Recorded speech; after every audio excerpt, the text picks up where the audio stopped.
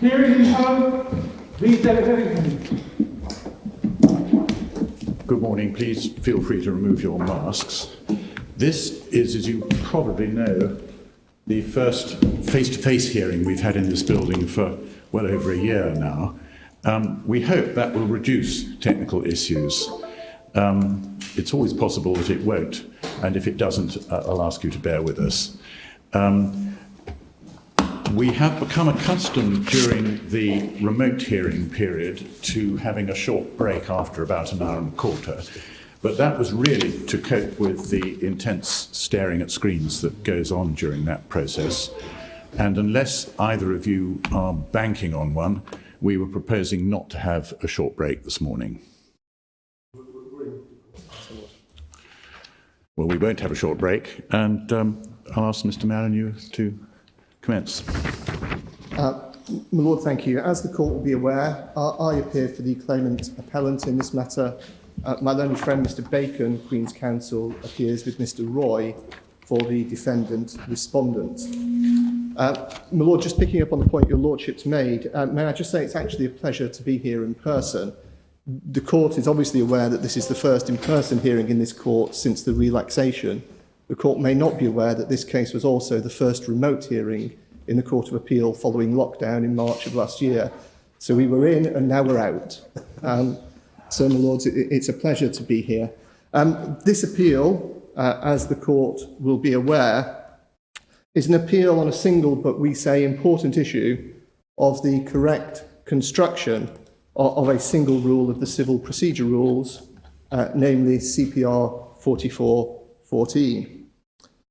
That rule was part of the radical reforms which were introduced in 2013, colloquially known as the Jackson reforms, to primarily the costs system, but also the procedural system in this country.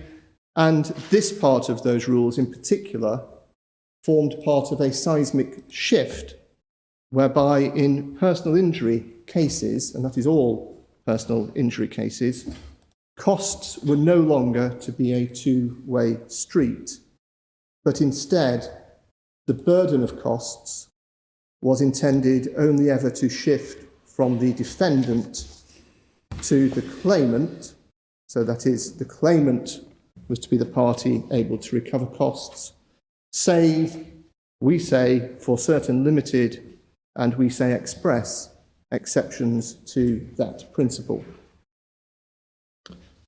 The core issue before this court is whether, as the appellant says, CPR 4414 and the section of which it is a part, CPR 44 section 2, provide a comprehensive statement of the circumstances in which, in personal injury claims, effect can be given to a costs order in the defendant's favour.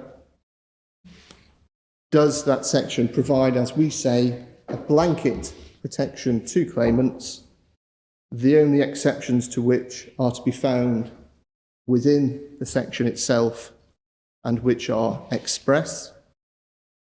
Or is the position as the defendant's respondent's case, and as the Court of Appeal held in Howe and Motor Insurers Bureau number 2, in the leading judgment of Lord Justice Lewison, that other provisions, and in particular the general provision of CPR 4412, dealing with set-off, is unaffected by the introduction of CPR 44 section 2, and therefore continues to permit, in personal injury cases, a set-off of costs against costs in the court's discretion. I will assume, unless the court indicates otherwise, that the court is familiar with the statement of facts and issues, which we have, just for your Lordship's reference, at page 140 of the bundle.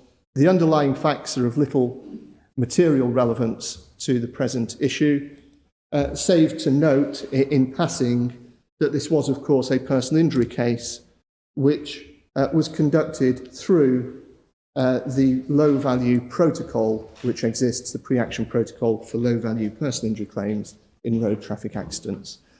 Beyond that, the underlying facts are of little materiality to the issue before the court. And am I right in thinking that Quox itself isn't limited to low-value claims? Your Lordship is absolutely correct. Quox has no limitations save its internal limitations in respect of its application. It applies to all personal injury claims. There is an exception, an express exception within it in CPR 4416 for any parts of a claim which are brought within single proceedings, which are not themselves a personal injury claim.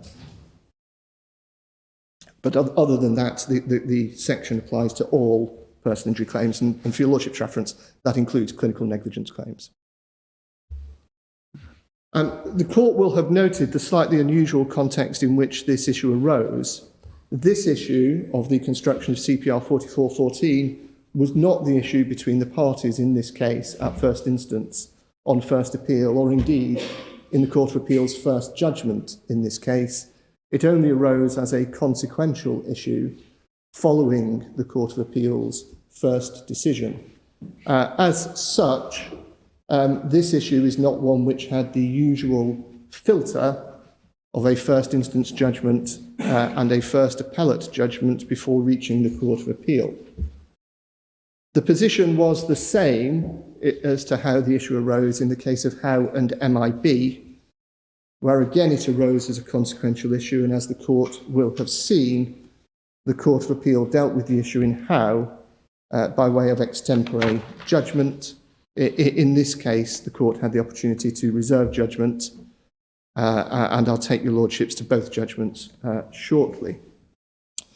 Your Lordships will also be aware that in this case, Lords Justices Newey, Nails and the Chancellor, as he then was, indicated that they saw force in the claimant's arguments as to the correct construction of CPR 4414, but rejected the claimant's arguments that Howe was decided per incuriam, and therefore considered that they were bound, despite their reservations, to follow the decision in Howe, but granted permission to this court.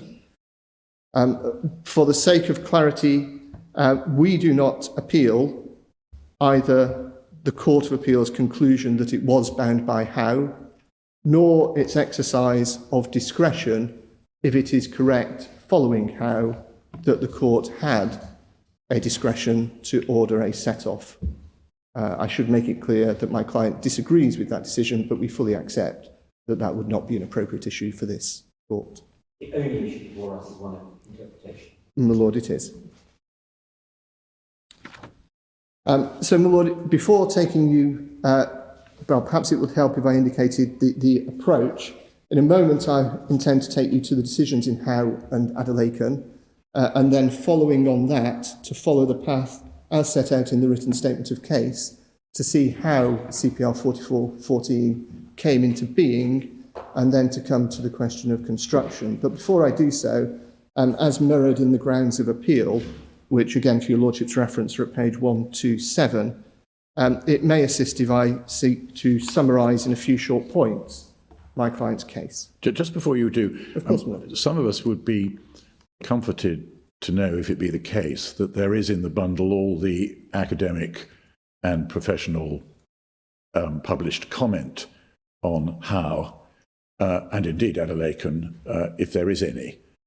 I know there's a suggestion in one of your cases that it's a sort of dog that didn't bark issue, but we would be comforted if we could be assured that there has been a good trawl of that material. My Lord, the dog that didn't bark point is my learned friend's point. We dispute that. And indeed, somewhat ironically, I think the one commentary that is included on the dog that didn't bark point is an extract from the costs and funding supplement to the White Book, where a dog did bark on the Howe point, and I was that dog because I happen to be the author of that supplement. I don't believe there are a significant number of wider commentaries. Indeed, I see my learned friend and his juniors shaking their heads. I'm not sure whether there is much wider comment on the point, but if there is, I'm afraid, my Lord, it's not in the bundle. Those are the only comments, I believe, that are in this bundle. Can I ask specifically whether anybody's done a trawl through Civil Justice Quarterly the work of Professor Zimmerman, his book on civil procedure. That sort of general commentary, I think, might be useful if it's not already been looked at. Would your Lordship give me 1 moment? Thank you.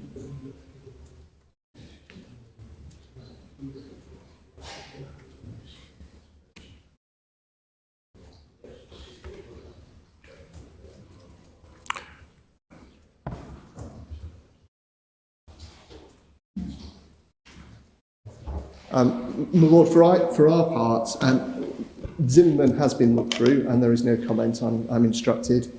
We can't assist with the Civil Justice Quarterly. We think that there has been some looking at it, but we can't. I can't assist your Lordship with confirmation that there's been a thorough trawl. I don't know if my learned friend is able to assist with bearing in mind that the point of the dog not barking was theirs, whether they conducted any wider trawl. No, we likewise we're not aware of any Zimmerman references. Civil Justice Quarterly we haven't looked at, I'm told, by Gina. We'll look at that over the course of the next day or so. There are a number of comments in web sort of based chats, but they're not going to be of assistance, I don't suppose. If you are doing that, could I ask if you specifically looked at, or could look at, please, Professor Zimmerman's book Yes. on civil procedure? We'll I believe there is something in there, but I'm afraid I haven't really had a chance to look at it properly. We'll do that. Oh, of course we will. It would be particularly helpful if we could be sensitised to them before the end of the oral hearing for obvious reasons, rather than only discover them through the hard work of our judicial assistants afterwards. My Lord, yes, we will take steps both whilst the advocates are speaking and during the adjournments to try and assist the court with that. Are you both saying that this matter didn't arise when the rules were drafted? My Lord, we are not aware of any specific debate on this issue. Your Lordships have within the bundle some extracts from Hansard, on behalf of my learned friend, some extracts from the House of Lords, and on my behalf, an extract from a speech given by the Under-Secretary of State. Beyond that, and I have, and I expect those acting for my learned, for the defendant I have conducted a fairly thorough trawl of Hansard and parliamentary materials and couldn't find anything that took the matter further. Were no consultation papers? My lady, there were consultation papers to the Jackson reforms and the proposals that were put forward. The court has the extracts that both parties consider are material in that connection. And I think it is fair to say that those on both sides have quite considerable familiarity with both the Jackson reports and the related consultation papers and have identified any sections they consider relevant. My dim recollection is that the Civil Procedure Rule Committee, which I think made these rules, publishes its minutes. It does, my Lord. So I'm assuming that there's been a check of them. I, for my part, and I see Mr Bacon nodding also, it was a relatively obvious resource, and we looked at those and couldn't find anything to assist. Thank you. Again, Lord, we will, of course, both in relation to the specific items that the Lord Burrows has identified and generally during the time we have available, see if any further resources can be identified to assist. Thank you. My Lord, if I may then, I was endeavouring to seek to briefly summarise my client's case. Of course, it's set out both in the grounds of appeal at 127 in the bundle and in the written case. But it may assist, not least because it may give the court an opportunity to identify any immediate concerns, to summarise that position orally. Well, the starting point for the appellant is that we say that this is an issue of plain construction, where we say that there is a plain construction on the words of CPR 4414 as used in their context of CPR 44 section 2, and we say, as the Court of Appeal in Adelekun held, subject to being bound by how, that those words provide a comprehensive statement of the circumstances where effect can be given to a court order, a costs order in the defendant's favour. To put it a slightly different way, since it picks up some of the language used in the Jackson report and the consultation papers, That rule and the section it is contained in set out in terms the fund out of which a costs order in a defendant's favour may be met. And that fund in its terms is limited to damages and interest paid to a claimant under an order, and not damages, interest and costs. And we say if that is right, there's no need to resort to extra statutory material to seek to identify a purposive interpretation. But of course our second point is that if such a purposive interpretation is required, such material as we have been able to identify, and in particular material provided by those who were promoting the statutory amendment itself, is supportive of that construction of that rule. We say that that position is made clear internally within that rule by the fact that the rule itself expressly provides for what could be regarded as a set-off. That is the set-off of defendant's costs against damages. And the fact that it provides for that form of set-off, but no further, we say is conclusive. That is further supported, we say, although not directly material to the set-off itself, by the fact that CPR 4414 then goes on to set out the other matters which it is expressly subject to. And the only other matters it is expressly subject to are the exceptions which are then found within that section itself, namely CPR 4415 and 4416, and it is not, and plainly not, we say, subject to CPR 4412 or any other general provision. We meet the point that Lord Justice Lewison relied on in the case of Howe to dismiss the claimants in that case, which was that, as a matter of generality, a set-off of costs against costs or costs against damages would not be seen as enforcement on two bases.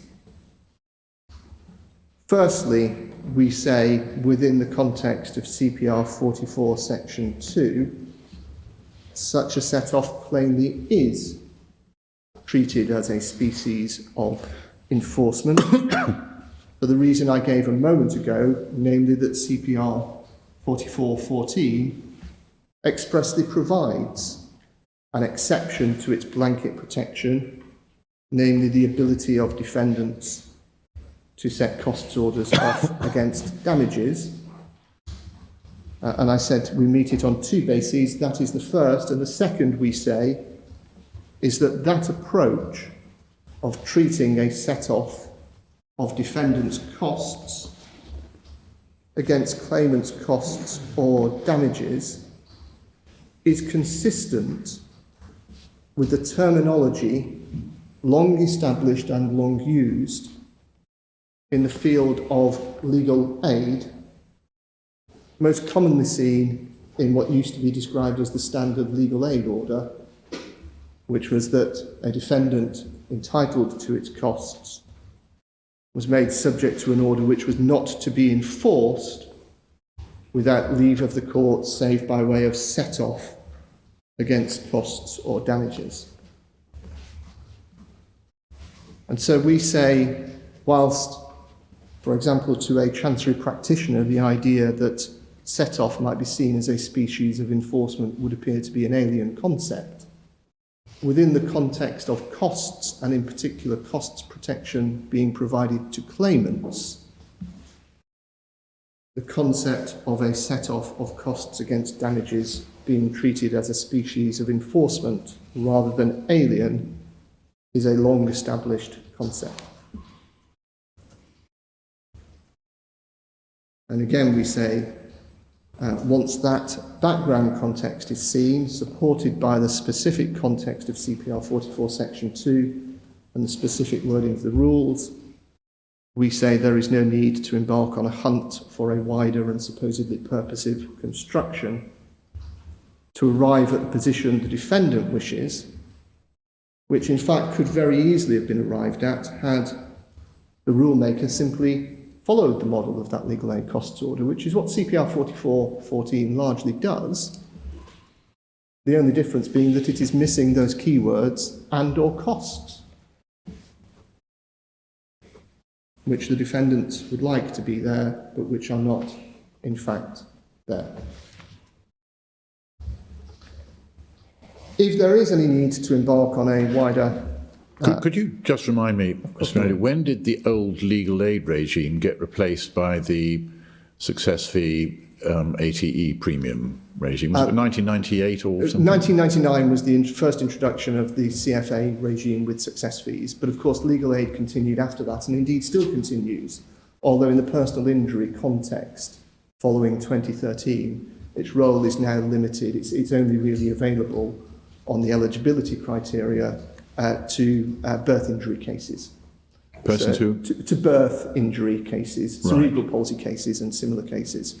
Where is that most conveniently set out? My Lord, that will be set out in LASPO itself, the Legal Aid Sentencing Punishment of Offenders Act, and the delegated legislation made thereunder with the Legal Aid Agency. My Lord, if need be, we can identify the relevant sections and have those passed to you. But the short point is that legal aid continued in place, subject to the history itself will be quite lengthy because there were repeated changes over time, but it continued in place. It was removed generally in 1999 from personal injury. I say removed. What happened was that as part of the criteria, the fact that a CFA was available was given as a reason within the statutory criteria for the legal aid agency to be able to reject an application for public funding in personal injury. So from 1999, it was removed from most personal injury in the sense of RTAs and ELPL claims. It remained from 1999 for clinical negligence claims because that limitation allowing the legal aid agency or the Legal Services Commission as it was to refuse legal aid because of the existence of a CFA expressly did not apply to clinical negligence claims. So legal aid was preserved for clinical negligence claims as a species within personal injury. But over time, there were increasing restrictions by, for example, the cost-benefit criterion was increased significantly. I can't remember the precise date at one point. Additional restrictions were placed on the rates that could be paid for experts in 2011. So there were increasing restrictions placed on it. And then in 2013, it was expressly removed for all bar birth injury cases. This is essentially agreed. I think it would be helpful to have it set out on one page. But Lord, I don't think there's anything controversial in the summary that I've just given, and we'll endeavour to do that for you. And was clinical negligence in QOCs from day one? Clinical negligence has always been within QOCs. It's, right. it's within the definition of it in CPR Part 2 of personal injury, and therefore was always within QOCs. And again, it's not an issue. This was not a clinical negligence claim, but QOCs does apply to clinical negligence claims.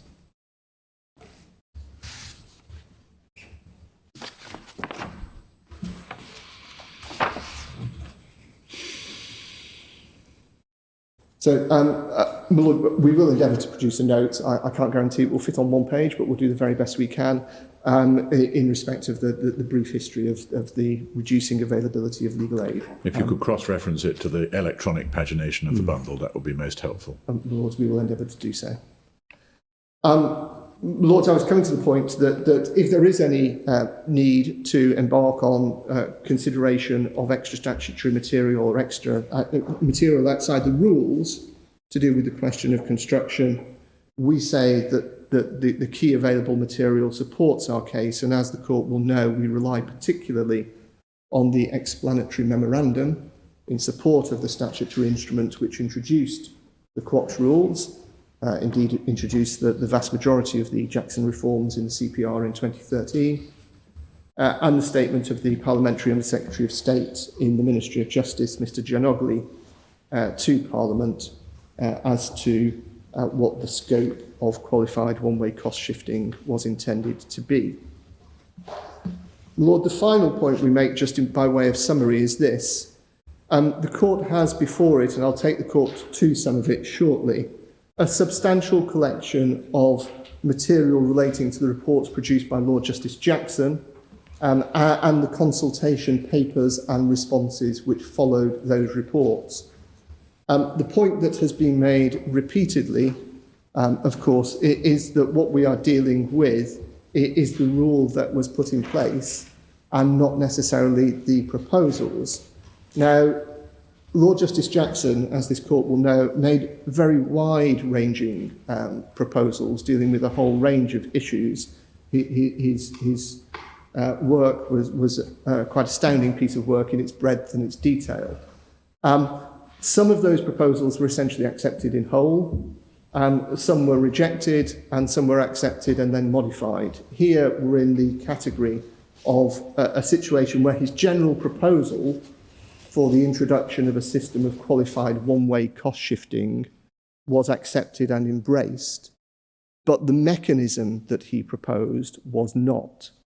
And the mechanism that was finally chosen materially differed from that which Lord Justice Jackson had proposed. And so, against that background, we sound something of a warning note, which is that what we need to consider, if we may respectfully say so, or what the court needs to consider, if we may respectfully say so, against that background we accept, it is the rule that was put in place and not any proposals which may not have been adopted. We do say that the model that was adopted did pick up on some of Lord Justice Jackson's key points, and in particular, his initial proposal, as we will see, was simply to remove the ability of the court to make costs orders in defendant's favour, so a complete blanket protection.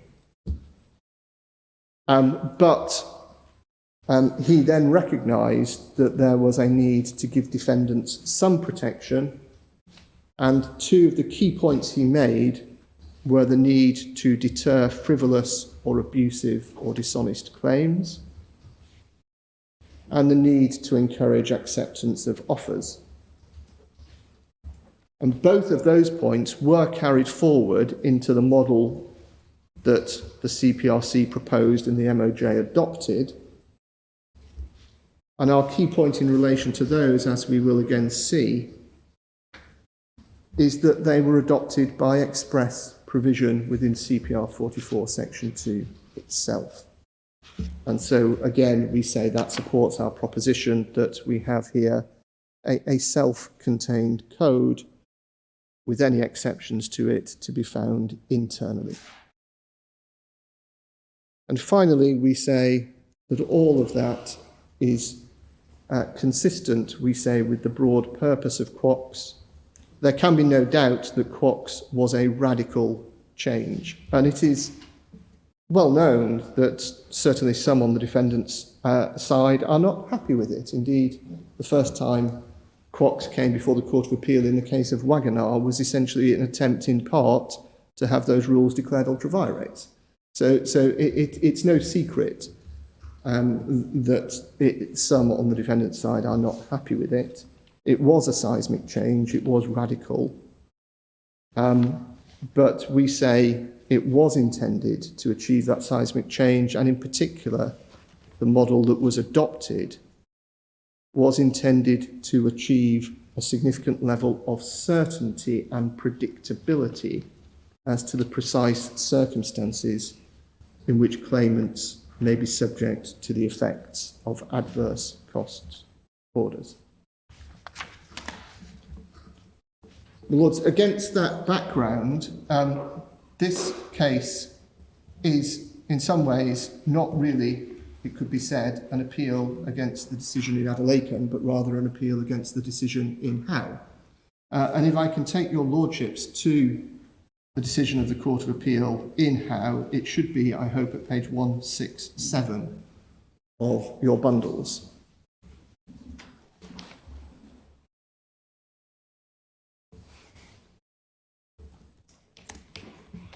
It's the first bundle reference, so I'll pause for a moment just in anticipation as to any problems. That's worked. Thank Lord, I'm grateful. Thank you. So this is the decision of the Court of Appeal. The President, Lord Justice McFarlane, Lord Justice Lewison, with the leading judgment being given by Lord Justice Lewison. Your Lordships will see on 168 the editorial note as to the extempore nature of the judgment. My Lords, that case, again, the underlying facts don't assist in any great detail, but in short, the background to that case was that the claimant had won on the question of whether qualified one-way cost shifting applied to a Motor Insurers Bureau claim involving a foreign road traffic accident with an untraced vehicle. But he'd won on that technical point as to whether quox applied to his case. That was the first Court of Appeal decision in Howe.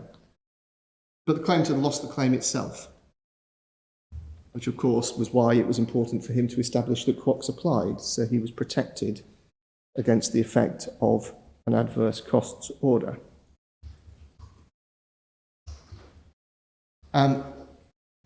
So he was protected against the adverse costs order, but of course the defendant had an order for the costs of the case, and the question that then arose was, could it set those costs of the case off against the costs the claimant was entitled to for winning the issue before the Court of Appeal, which was whether quox applied to his claim.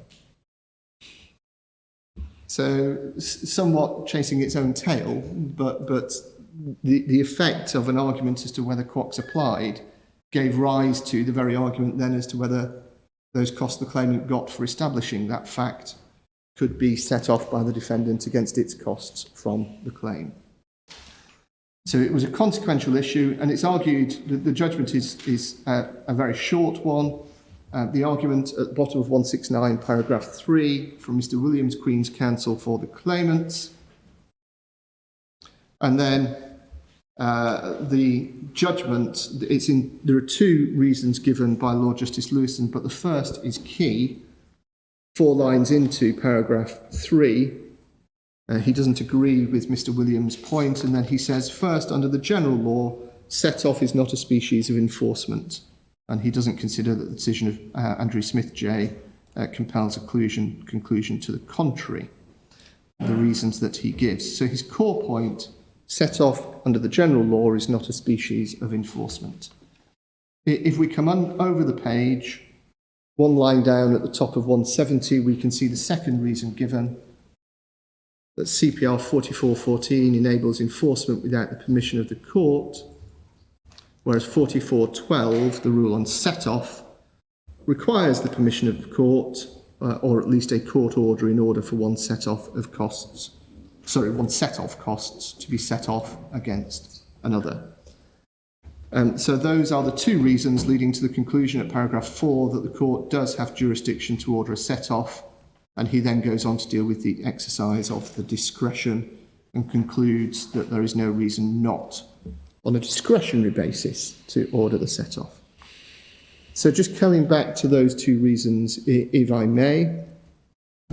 The second, we say, is not in and of itself a reason for concluding that CPR 4414 permits a set-off of costs against costs.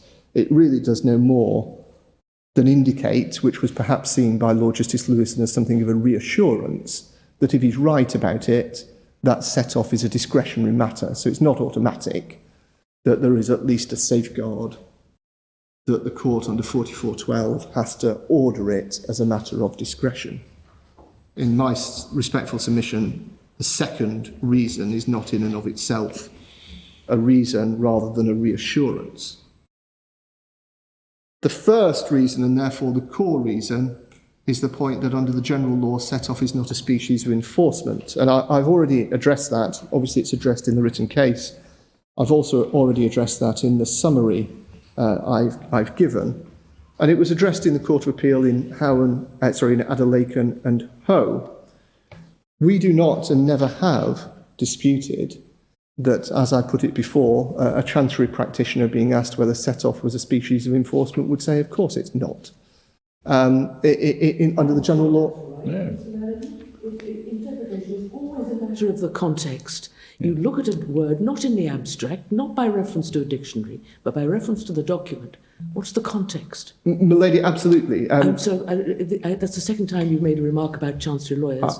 You have a battery of chancery lawyers. I was alive to that risk when I made it, and I will stop making it, not least for that reason. But no offence taken, please. Milady, I very much hope not. Certainly none was intended. The point I'm seeking to make is that we haven't disputed. Perhaps I can put it this way, hopefully not putting myself at any risk. We do not dispute that in different contexts, a set-off may be seen as not being a species of enforcement.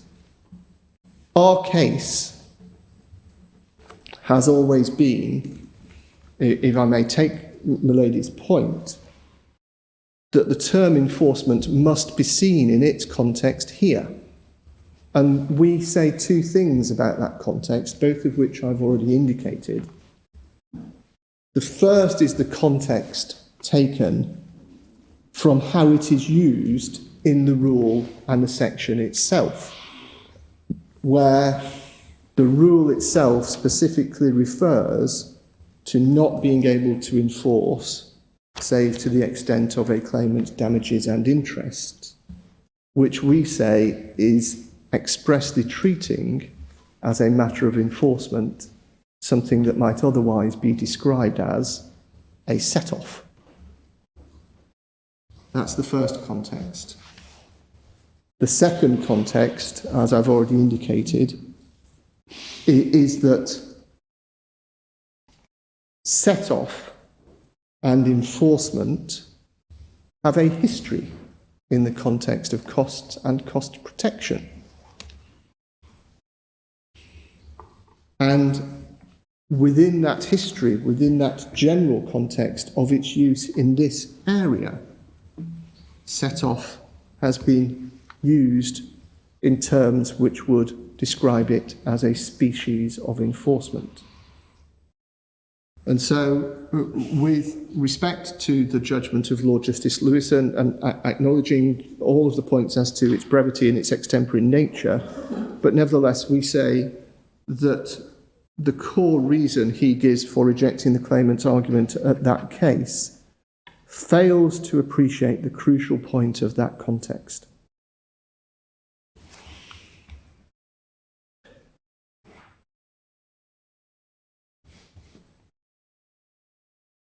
So, Lords, that is, and it is extremely short, that is the judgment in Howe, which effectively is the judgment against which we rail by way of our appeal. The appeal is, however, of course, strictly brought against the decision of the Court of Appeal in this case, and your Lordships have that in two places in the bundle, but the first is at page 8 of the bundle, right at the start of the bundle, in the core.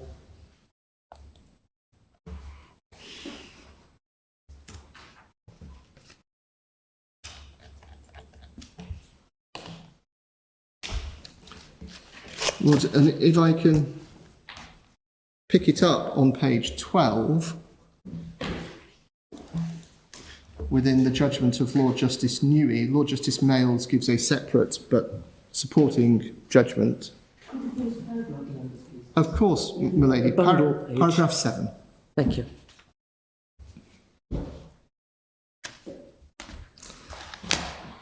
So, milady, just by way of shorthand, at paragraph 7, Lord Justice Newey is dealing with some of the background to the introduction of qualified one-way cost shifting, and we have this material, and I'll take your Lordships to some of it in a moment.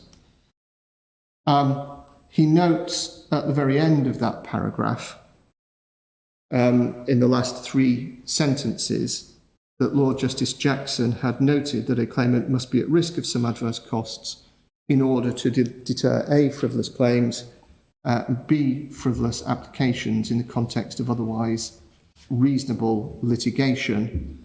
So that was one of the concerns that Lord Justice Jackson identified. The other, as we will see, was the imperative to encourage acceptance of offers. Now, I'll grasp the nettle now because it's one we will come back to. The model that we have seen introduced does cover both of these concerns, but my learned friend would say, and to this extent he would be correct, not to the extent that Lord Justice Jackson had initially anticipated. So the risk of frivolous or fraudulent claims is dealt with by the fact that there's an express rule which disapplies quoques if such claims are brought, if they're struck out as being an abuse, or if they're held to be fraudulent. As to frivolous applications, well, if a claimant brings a frivolous application in an otherwise unmeritorious case, well, the claimant is at risk on two bases. Firstly, of not recovering their own costs of that application, and therefore being out of pocket and having to pay their solicitors. But also, secondly, because as CPR 4414 expressly provides, if the claimant brought a frivolous application in the context of an otherwise successful case, the claimant would be at risk of that claimant's damages being reduced by virtue of the adverse costs of that unsuccessful application. As to the need to deal with offers, then that is the point that's directly met, of course, by CPR 4414. If a defendant makes an offer and a claimant rejects it, then a claimant is at risk directly under CPR 4414 of losing some or all of their damages to meet the defendant's adverse costs. So the Court of Appeal noted that background of the concerns that Lord Justice Jackson, Sir Rupert Jackson, had identified. And then, if I can invite the Court's attention on to paragraph 13, page 15 of the bundle.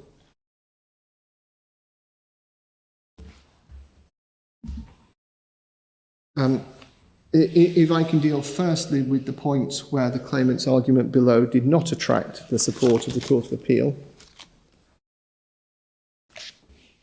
So at paragraph 13, well, if I start at paragraph 12, your Lordships can see above it a reference to the dicta of Lord Justice Lewison in Howe and MIB. And then at paragraph 13, to those points being disputed by the claimants. And at the end of paragraph 13, the last 4 lines, Lord Justice Newey notes this submission, that the submission had been that allowing the defendant to set off his cost liability against costs due to him from the claimant would, it was said, leave the claimant with personal liability to his solicitor while depriving him of the fund from which payment is invariably made in personal injury cases. And that submission was rejected by Lord Justice Newey and indeed by Lord Justice Mayles, with whom the Chancellor, as he then was, agreed, at paragraph 14, based on a submission by my learned friend's junior, Mr. Roy. And I won't read all of that out, but the core at the end is the last 5 lines. While therefore quoques is plainly intended to prevent a claimant from having to make a net payment to the defendant, where CPR 44, 15 and 16 do not apply, it can never have been expected to remove any risk of a claimant owing more to his solicitor than he had received from the defendant. And so that general point was rejected. I'll come back to this in due course, but if we will be saying to this court that on that aspect, the Court of Appeal, and no doubt the fault was mine, perhaps misunderstood our submission.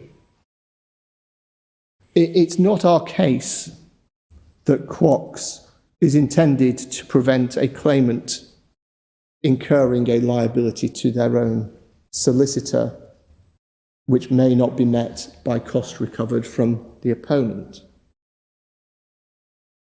It is our case that a claimant's liabilities, whether directly to the defendant or otherwise, should not be increased as a result of the effect of a defendant's costs order.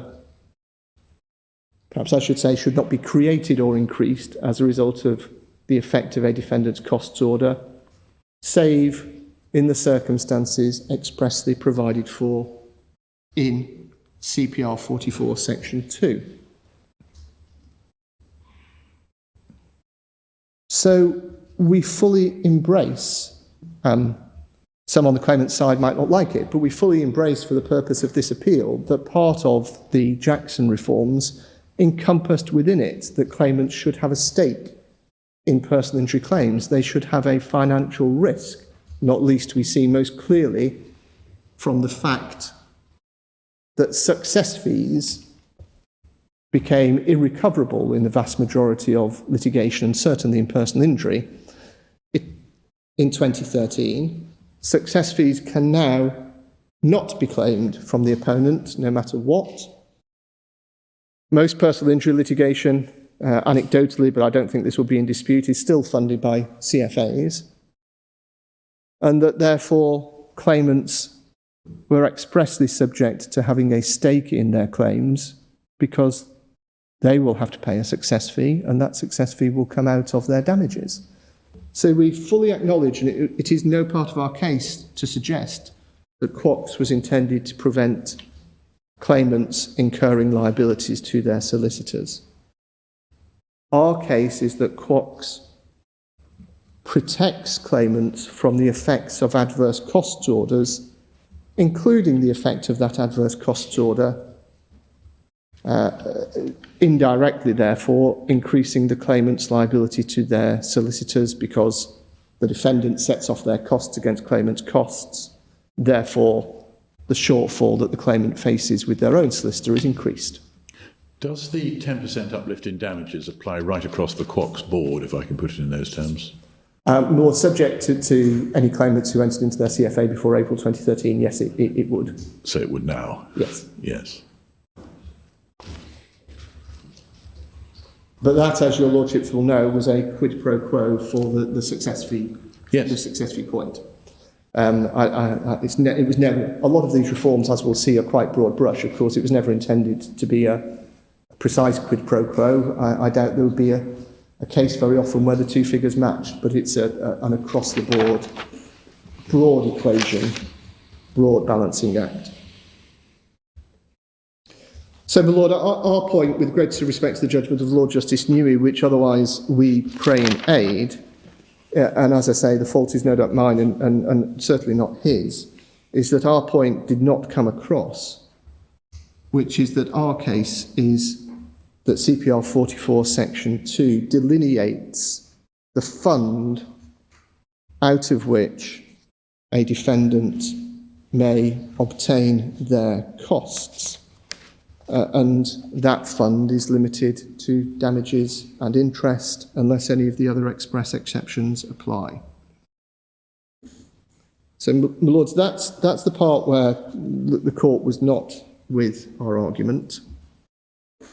Where the court, as Lord Justice Newey says at 15, saw more force in the other arguments advanced, was in what I can describe as the pure construction point.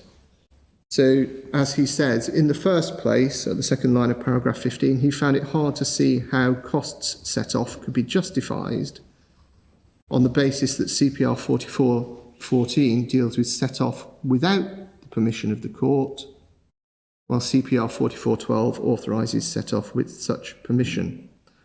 As he saw it, CPR 44.14 was designed to bar any enforcement of cost orders in excess of damages unless the identified exceptions applied, not merely to bar enforcement without the permission of the court. And he gives his reasons at the end of 15 as to why that is the case.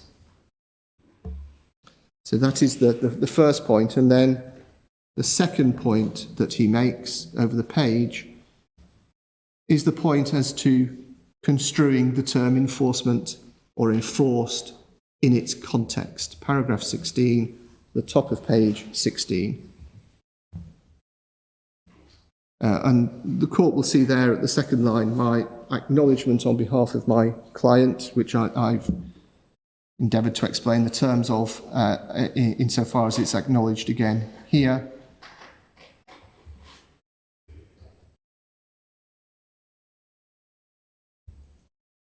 And again, I won't read out the entirety of paragraph 16, but I commend it to your lordships as a short, and we say entirely on point, summary of the reason why, in context, set-off is being treated as a species of enforcement. And to be clear what I mean by species, as Lord Justice Newey indicates, CPR 4414 is plainly restricting other methods of enforcement as well. It's not just dealing with set-off, but it is encompassing set-off within the ambit of what it is restricting.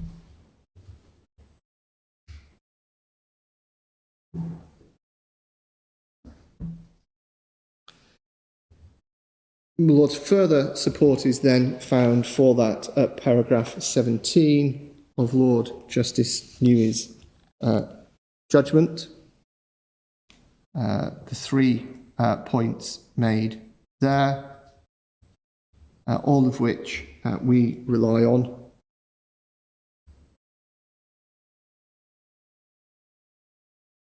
In particular, I pick up on little 3.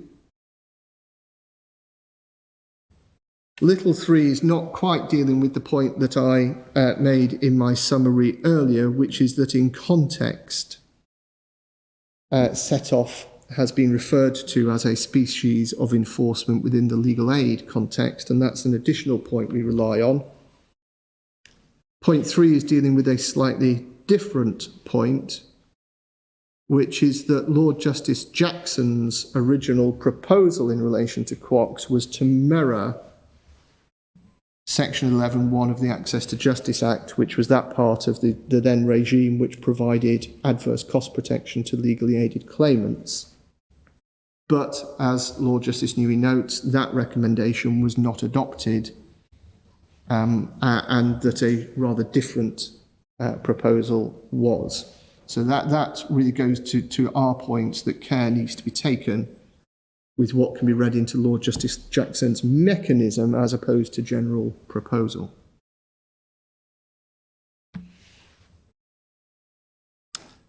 At paragraph 18, Lord Justice Newey notes that his conclusion would have accorded with that of His Honour Judge Dyte in a case called Derini. And whilst Derini is only a county court appellate decision, not least because it's referred to by Lord Justice Newey, but for reasons I'll indicate in a moment, I will invite your Lordship's attention to it during the course of this hearing. Firstly, for the reasoning that it gives, His Honour Judge Dyte is a very experienced circuit judge with considerable experience, particularly in this area. Secondly, because his decision was an early decision, or relatively early decision, on this very issue, this very jurisdictional issue, and indeed for reasons which my learned friend Mr. Williams sets out in some more detail in the submissions on behalf of the Association of Personal Injury Lawyers. For some time, the decision in Howe itself was not widely reported, and His Honour Judge Dyte's decision in Derini was one which attracted some attention as dealing, albeit only at County Court Appellate level, with this issue. So it's a judgment I'll take you to in a moment, but as Lord Justice Newey says, his conclusion accords with that of His Honour Judge Dyte in the case of Derini. Lords, there's then considerable consideration of the question of the exercise of the discretion where my client was unsuccessful, and I won't delay the court with that. At page 21, paragraph 34 onwards, we come to the judgment of Lord Justice Mayles, who confines himself primarily, as he says at 34, to the jurisdiction question.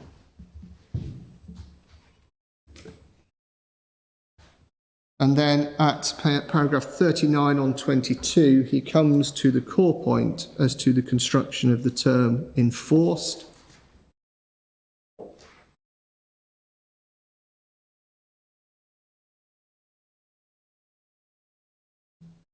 And he notes, again, I won't read it all out, but I commend it to the court. And he notes in particular that his conclusion is, in the last 6 or 7 lines, that treating set-off as enforcement was, in his view, what the rule contemplates and likely to be what the rule maker had in mind as constituting enforcement. And he notes that the alternative situation where a defendant pays damages in full and then seeks to enforce a costs order in its favour is likely to be an exceptional case and unlikely to be what the rule maker contemplated. So using his experience, he is making the point that in practical terms in a personal injury case, what's likely to happen is if C succeeds and is entitled to damages, but, for example, fails to beat a defendant's Part 36 offer and therefore is subject to adverse costs, the usual process will be to try and agree a net check, if I can put it that way. I'm not sure we use checks nowadays, a net back transfer or whatever it might be to the claimant, rather than the claimant being paid damages in full and then the defendant embarking on some discrete process to enforce the costs order against the claimant discreetly.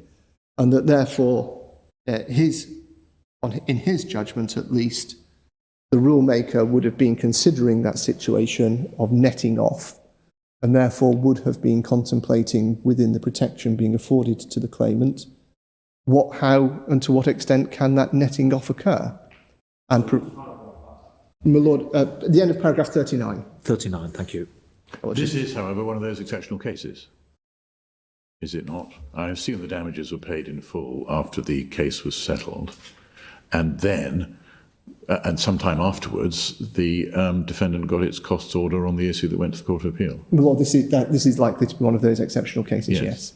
And of course, those cases will arise. And the point Lord Justice Newey is making is not that 4414 doesn't cater for those cases. It plainly does, because it restricts the enforcement. Yeah.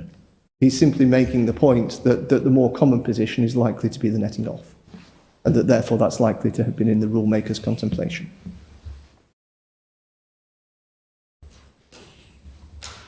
And you say if that was in the contemplation, would it be vision for?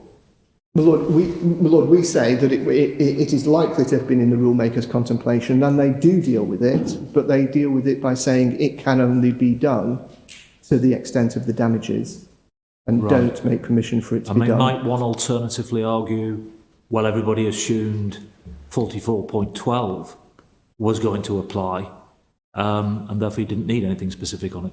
My Lord, the difficulty with that argument is it would also run into the argument as to why also would everybody not assume that the common law or general position as to being able to set off against damages might not also apply as well. And so why is the rule maker then expressly identifying that one form of set-off is to be permitted as an inroad into the protection otherwise provided, but not the other? Yes, you might say this is very common, is it not?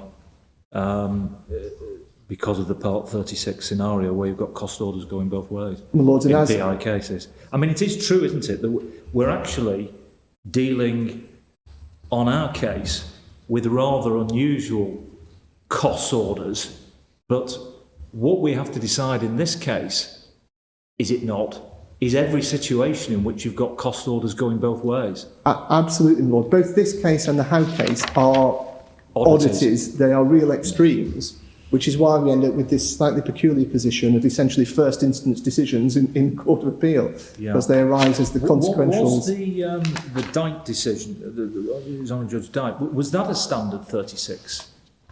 My Lord, I don't believe it was. I'll have to remind myself of the It just seems very odd that the cases we're looking at are oddities. One would imagine that this sort of issue, because of the Part 36 generality, would have applied this issue would have cropped up many times. My Lord, yes, although, and again, anecdotally, and it is only anecdotally, there are a number of reasons in relation to that. The first is that, of course, we have this peculiarity that it did crop up twice as effectively first instance points in the Court of Appeal, which then, of course, mean that you end up with a decision of very considerable weight arising in those circumstances, as opposed to filtering through the rather slower process of a decision by a district judge, maybe an appeal to a county court judge, and then somebody considering whether it's worth a second appeal or a leapfrog to the Court of Appeal, etc. Secondly, of course, it may be, and I know not, and it's not for me to give evidence, and I don't remotely endeavour to do so, but it may be that as a matter of practical reality, in many cases, that exhausting the claimant's damages is satisfaction enough, and that technical arguments as to whether a defendant can go further do not often arise. As your lordships will be aware, the figures in this case, because we have the oddity of a claimant who, by virtue of the Court of Appeal's first decision, has won her personal injury case in the low-value RTA protocol and therefore gets relatively limited fixed costs, and yet has taken a technical point all the way to the Court of Appeal and failed, you end up with the scales of the costs on the defendant's side substantially outweighing the costs on the claimant's side, and by virtue of the fact that the damages were not paid by order, and the defendant not being able to set off those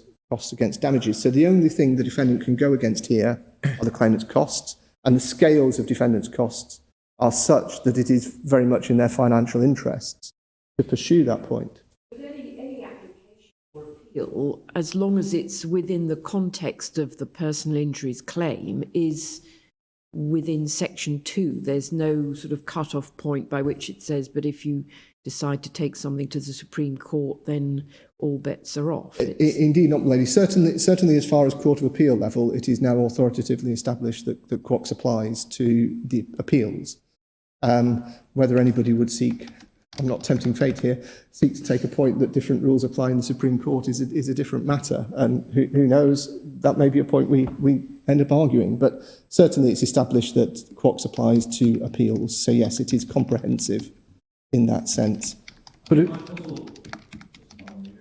this way is, I would imagine that under Part 36, there are cost orders going both ways on a daily basis. Well, yes. It seems that therefore there must be a well-established practice as to what is going on. You know, what have people been doing all this time in relation to these particular provisions?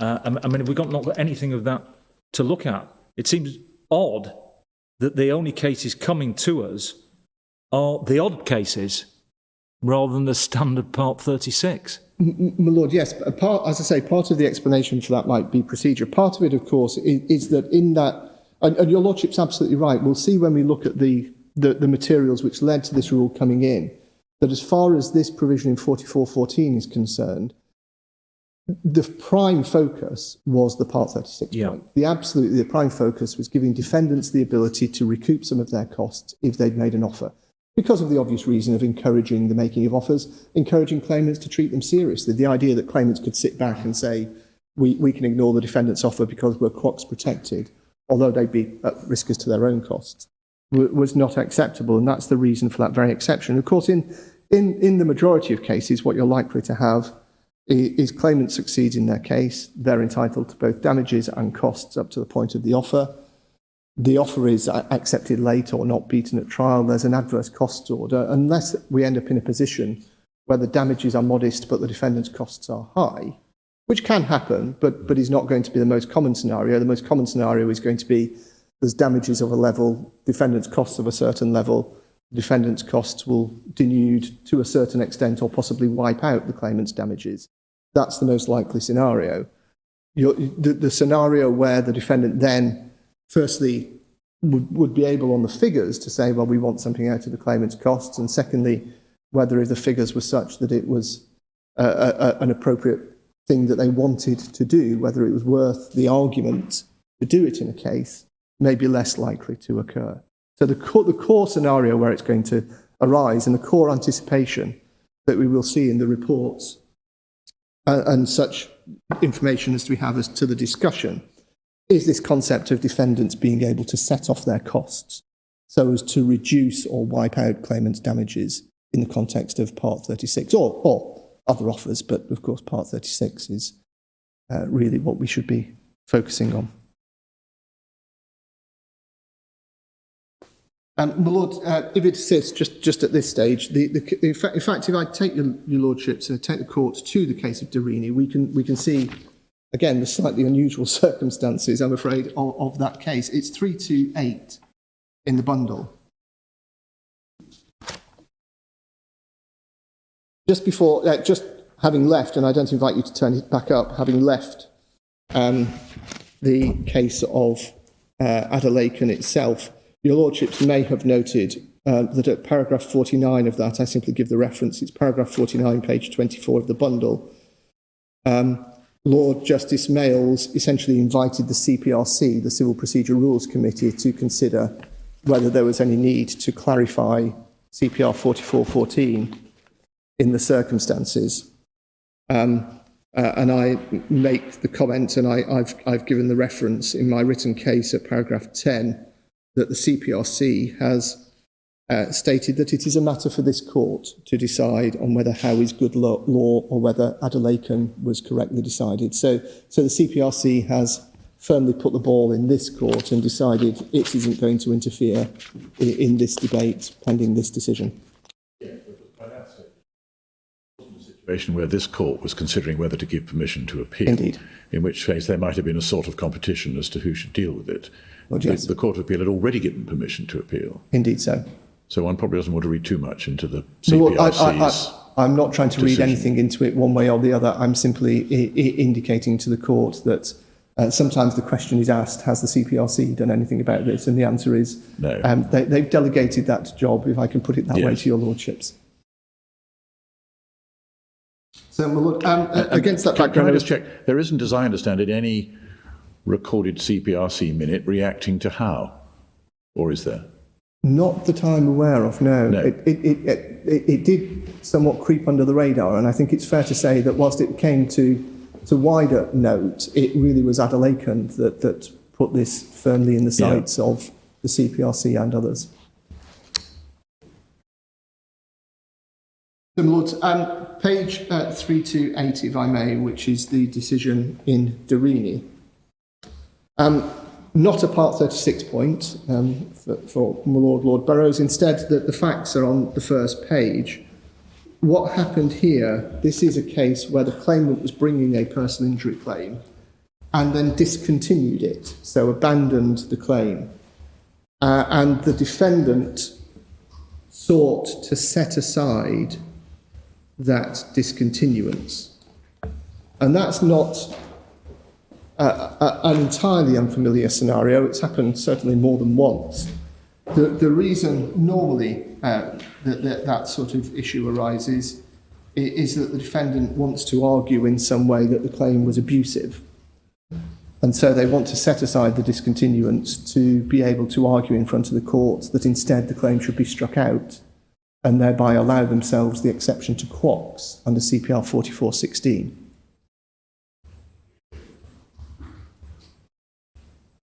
The application to set aside the discontinuance failed, and so we ended up in this slightly odd position where, as a result of a discontinuance, as the court will know, the automatic consequence of a discontinuance, unless the court orders otherwise, is that the defendant is entitled to the costs of the claim. That's expressly provided for in CPR 38.6. However, here, what had then happened is the defendant had brought its unsuccessful application, and the claimant was therefore entitled to the costs of that unsuccessful application. So the position would have been, had the defendant done nothing, it would have had a paper entitlement to its costs of the case, but because of quox, it couldn't have done anything about it. There were no damages for it to be enforced against. And indeed, there were at that point, no claimant costs because the claimant had discontinued her case. So there was nothing, there was no fund at all that the defendant could do anything against. And of course, that is the core assumption underpinning Quox. It's the very idea of one-way cost shifting. Claimants, unless they behave abusively or dishonestly, should be able to bring personal injury claims, and if that claim fails, they are protected from defendant's costs. It might seem like an odd concept, but that is the core concept of Quox. However, here, by virtue of the defendant's unsuccessful subsequent application, a fund was created, the claimant's costs of that application. And the defendant's case then, one might think perhaps a little cheekily in the circumstances, was, well, by virtue of our own failed application, we've now created a fund against which we can have some of our costs of the claim. And that was their case. And it was dealt with by His Honour Judge Dyke on two bases. The first was whether there was discretion to allow that set-off to take place under CPR 4414, and secondly, if there was, whether that would be a just outcome. I'll just mention the second point because it's not the relevant point, but His Honour Judge Dyke concluded that it would not have been a just outcome in the circumstances, but he concluded that essentially as obiter because his first point was that there was no jurisdiction. And he deals with that on page 334, at paragraph 22 of the judgment. He's been taken in some detail through the applicable authorities such as Lockley and Burkitt, which we will come to shortly. And then at paragraph 22, his core conclusion is that section 2 of CPR 44 is a self-contained code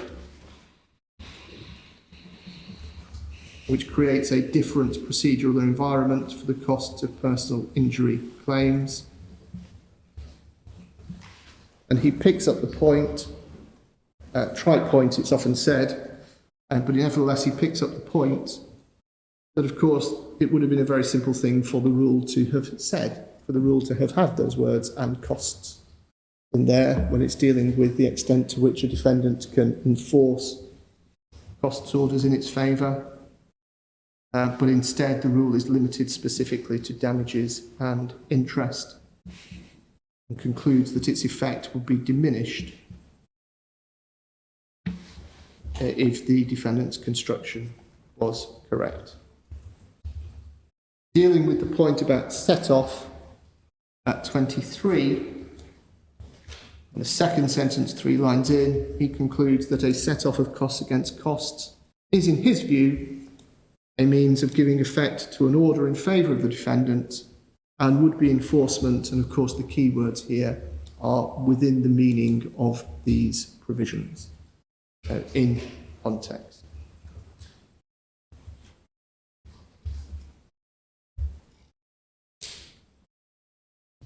In fact, the first sentence is, in a way, part of his thinking that leads him to a conclusion that it's enforcement. Lord, yes.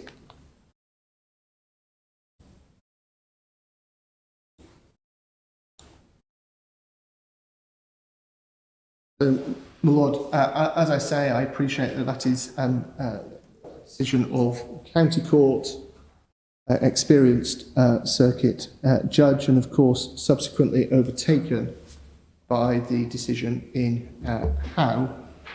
But we do say, as the Court of Appeal appears to find it of assistance, that it is of assistance, and certainly that judge, in his experience, perhaps slightly closer to the coalface than others, does not find anything which leads him to conclude that such a construction would be inappropriate, inapplicable, or in some way illogical in the context of personal injury claims.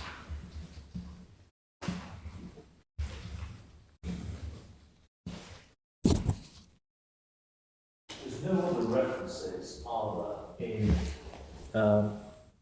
Order 44 to set off My Lord, no.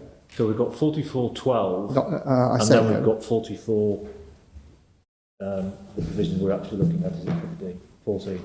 My Lord, I say no. As far as I don't believe there are. And indeed, the only one which uses in terms the words set off are, of course, 4412. Your Lordships have 4414 itself at page 234. I'm sure your Lordships have it flagged up, no doubt, in various places. But your Lordships have, well, if I start at 4412, your Lordships have 4412 at 228.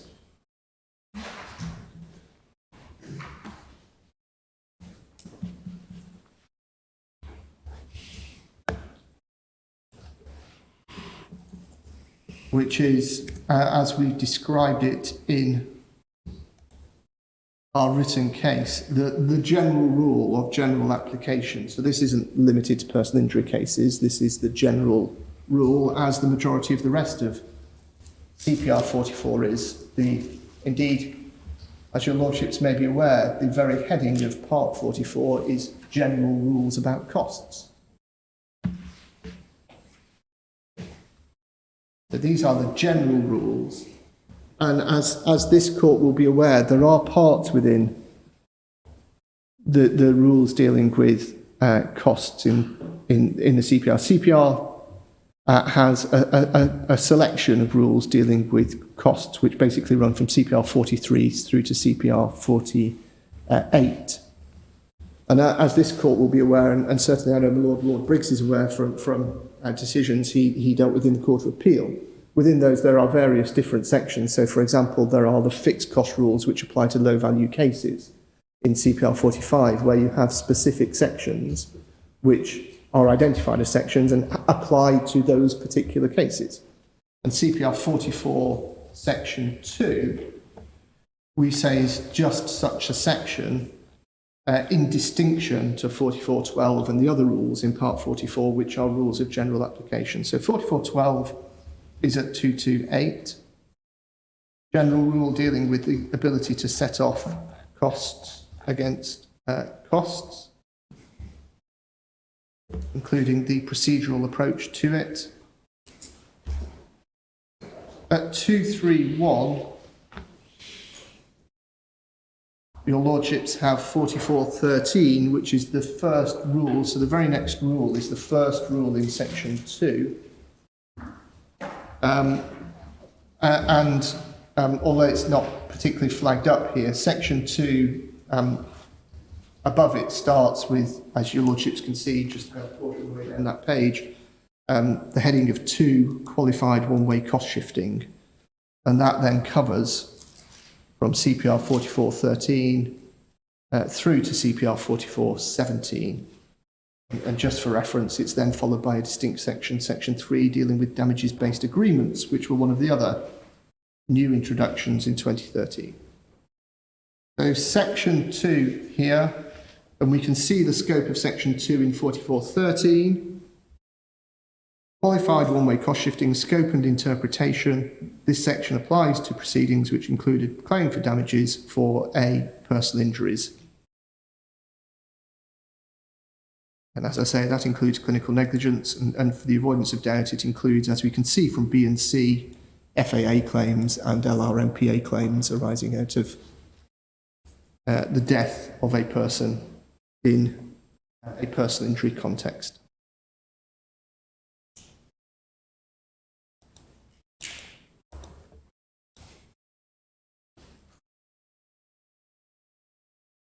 Just by way of editorial notes in passing at 232, these are the editorial notes from the White Book. On 232 at 4413.2, just as a useful shorthand, your Lordships may recall that I mentioned that one of the very first case that came up on these provisions was a challenge on the basis that they were said to be ultra vires by the defendants. And in the first 3 lines of that note at 4413.2 on page 232, you have a short reference to that in the case of Wagonar, which is in your bundles, should it be required. So remaining within CPR 44 section 2, we then at page 234 come to 4414, so page 234, 4414.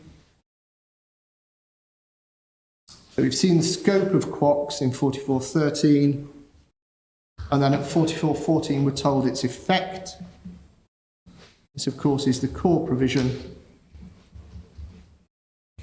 We start with subject to 4415 and 4416. So just pausing there, we say that those words subject to are strongly supportive of the idea that we are dealing here with a self-contained code which sets out internally the exceptions to it, and that those exceptions are express. Subject to 4415 and 4416. Orders for costs made against a claimant may be enforced without the permission of the court, but only to the extent that the aggregate amount in money terms of such orders does not exceed the aggregate amount in money terms of any orders for damages and interest made in favour of the claimant. And for the reasons that I've already identified, we say that that is plainly anticipating, and we'll see the supportive documentation from the extra statutory materials, plainly addressing primarily the question of failure to beat offers, but in general terms, any circumstance where a defendant has an order for costs in its favour and identifying the fund against which, the extent to which that order may be applied. And again, it is a trite point, but particularly echoing the legal aid costs order situation, it would of course prevent the entire problem we have in front of this court and have been the simplest thing in the world for this order, if it was intended to so say, to say does not exceed the aggregate amount in money terms of any orders for damages, interest and costs made in favour of the claimant. But it does not.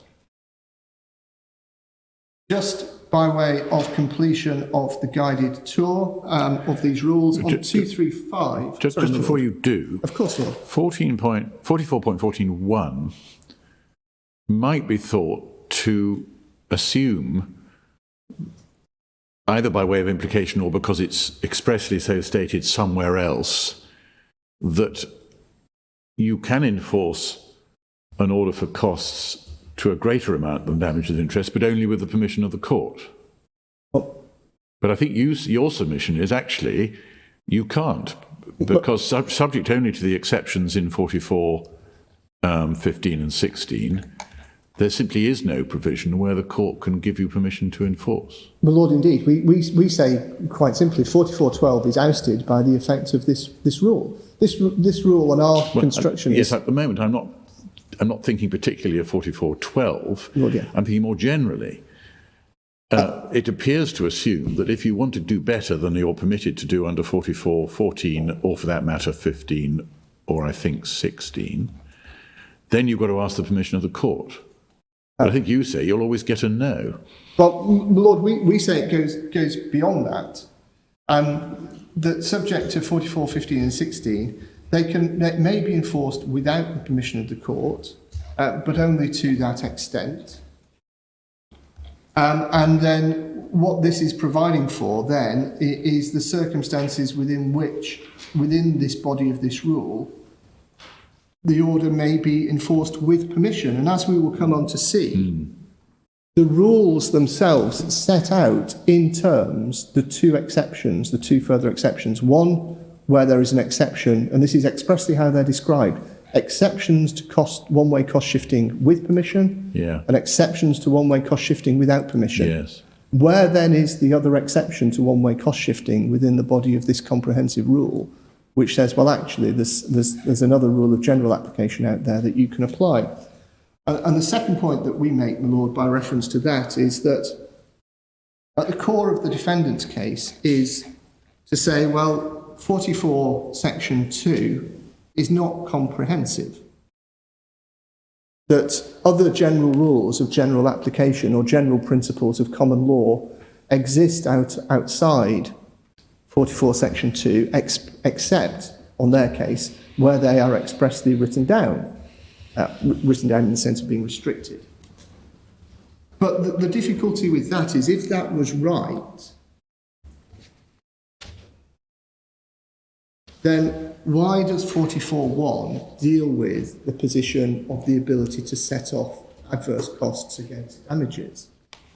If 44 section 2 was simply assuming that other general provisions, whether in the rules through CPR 44.12 or at common law through the exercise of a set-off, persisted unless contradicted, given that it's within quotes that you can set off costs against damages, all this rule would need to say is subject to 44, 15 and 16.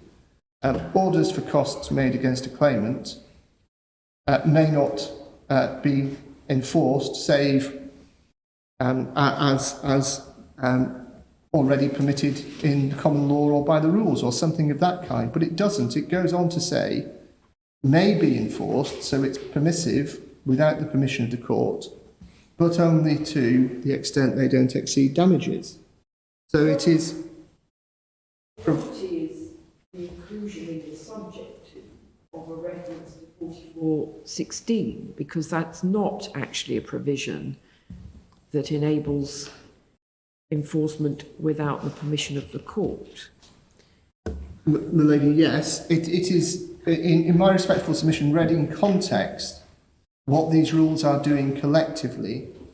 It is identifying, firstly, the heading is what the effect is, but really what it is doing is identifying the nature of the protection and the exceptions that apply to it. And so the subject to is intended to identify that the usual position as to defendants' ability to enforce costs orders against claimants is restricted, save where permitted by 44, 15 and 16, and to the extent otherwise provided in 44, 14, 1, by way of the fund provided by damages.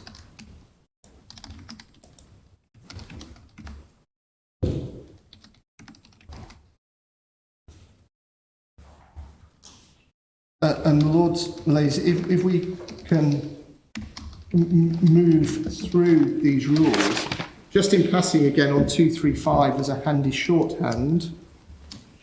At the notes at 44.14.3, your Lordships have a reference to a decision of the Court of Appeal in a case called Cartwright. I simply invite your Lordships to note in passing that Cartwright provides that where 44.14 refers to orders for damages, it means orders for damages, and it doesn't mean, for example, settlements or Tomlin orders, which is, I'm aware, a construction that did not find favour with defendants, but that was the Court of Appeal's decision on that. So a narrow construction of 44.14.1 in that context. And as I say, Lords, then consistent with that, at 236 with 44.15, which is the first of these subject twos, we have the first, and your Lordships will see the heading, the first of the exceptions, and they are described as exceptions to qualified one-way cost shifting. So exception to qualified one-way cost shifting in this instance is where permission is not required.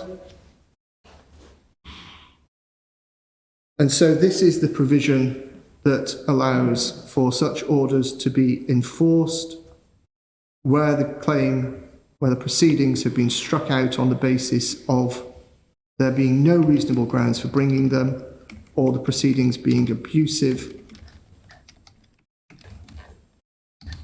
or that they are struck out on the grounds of the claimant's or their representatives' conduct being such as to be likely to obstruct the just disposal of the proceedings. So that is dealing with the concept of frivolous or abusive claims, and there But there's not going to be any order for damages or interest made in favour of the claimant then? No.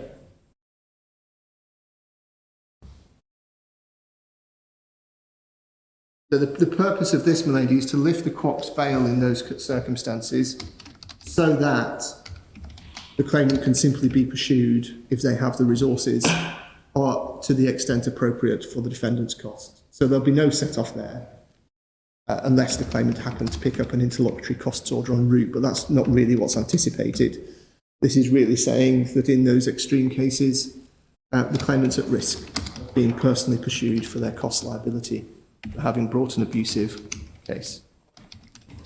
And so, milady, that fits in our respectful submission with the construction that we say applies to Section 2 and what's going on here, which is blanket protection, but then express exceptions telling you the circumstances in which it's lifted. And presumably the draftsman thought there was no need to get permission because the court order would contain expressly within it the qualifying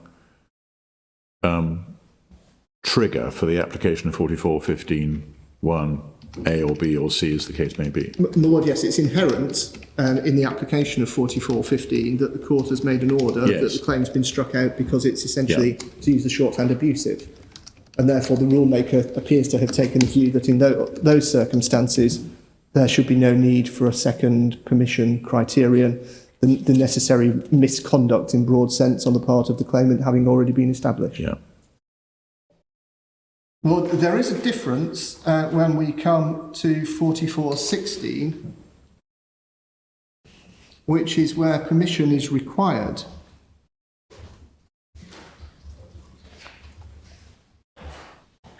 Now, under 44.16 deals with a number of issues, but again, the general approach, which is what we rely in aid, is this approach of setting out the exceptions to the otherwise blanket protection. And so here we have the first one, which is where the claim has been found on the balance of probabilities to be fundamentally dishonest. There, orders for costs against the claimant may be enforced with the court's permission, but potentially up to the full extent. That, of course, gives the court the facility in those circumstances to decide, for example, even though the claim has been found to be fundamentally dishonest, whether there were some aspects of it, perhaps up to a certain point in respect of which the claimant should not be required to pay costs. I have to say 44.16.1 is less likely to trouble the court these days because of provisions in the Criminal Justice Act which now allow the court to dismiss the whole claim at an early stage and deny any rights to damages because of the claim being fundamentally dishonest, but it still has potential application. 44.16.2... Just before we leave one... Of course, Lord. Is the court's discretion merely whether or not on the balance of probabilities the claim is found to be fundamentally dishonest, or does it have discretion as to the amount of costs which can be enforced, or has this never been considered yet? My Lord, I dare say it has been considered. I'm not aware of it having been considered at a high appellate level. My understanding of it is that it gives the court the general discretion to decide whether and to what extent. Okay. But I'm not aware of whether that point has been contested. I've certainly seen, I'm aware of first instance cases where the courts have allowed partial enforcement. I'm not aware as to whether that's been contested as a point of principle.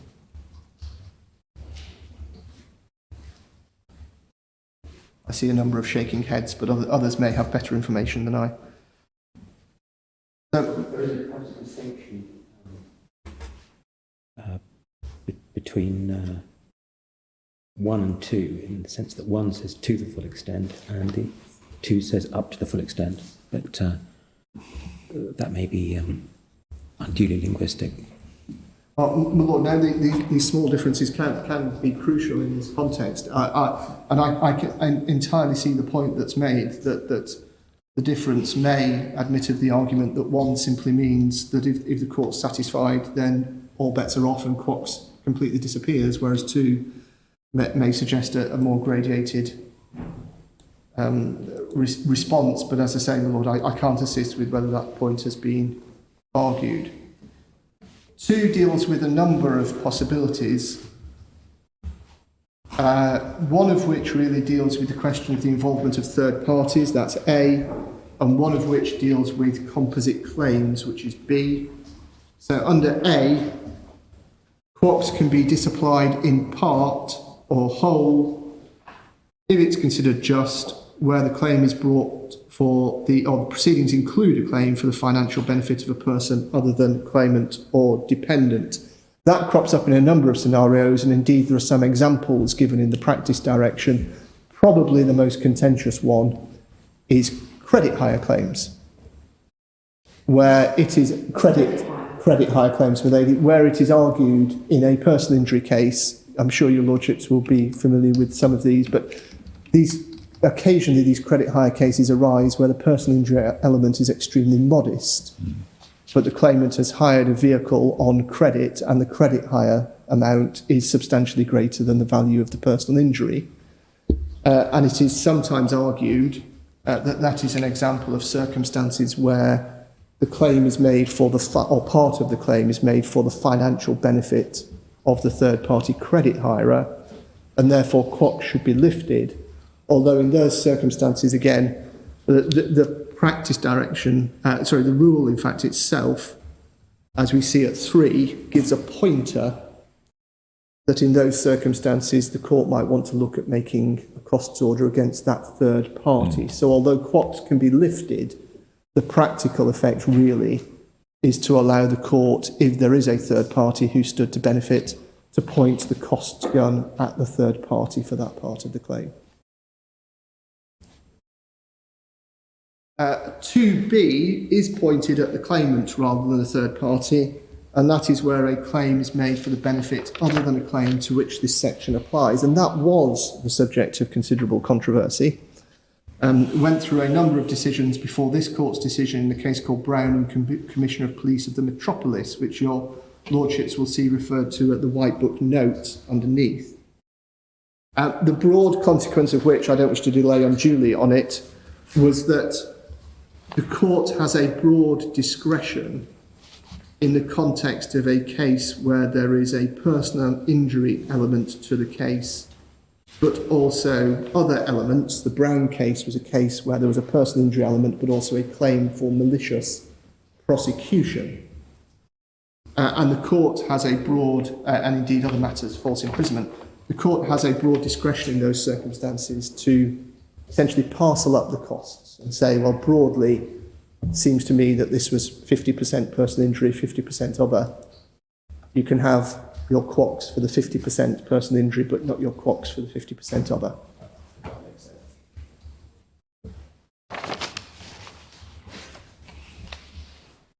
So those are the exceptions. Within the PI aspect of the claim, there is an issues-based or is that also forbidden by 4414? Well, Lady, no, and it's one of my learned friend's points. He says, well, there may be circumstances in which you can have essentially an effective behind-the-scenes set off by virtue of an issues-based costs order. And he's, to a certain extent, he's right in that, of course, the court can make issues-based costs orders. But, of course, the court does that when it is dealing with, for example, a conclusion at trial where the claimant's won on some issues and not lost on others, although, as this court will know, in the context of personal injury cases, the courts are very much enjoined to really focus on whether, basically, the defendant offered enough for the case or didn't. But it can arise, or it could, I suppose, possibly arise in relation to issues within a specific application.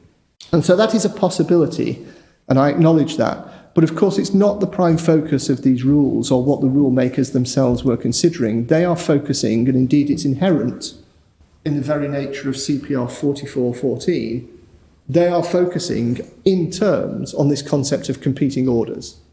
So you have an order for damages and an order for costs,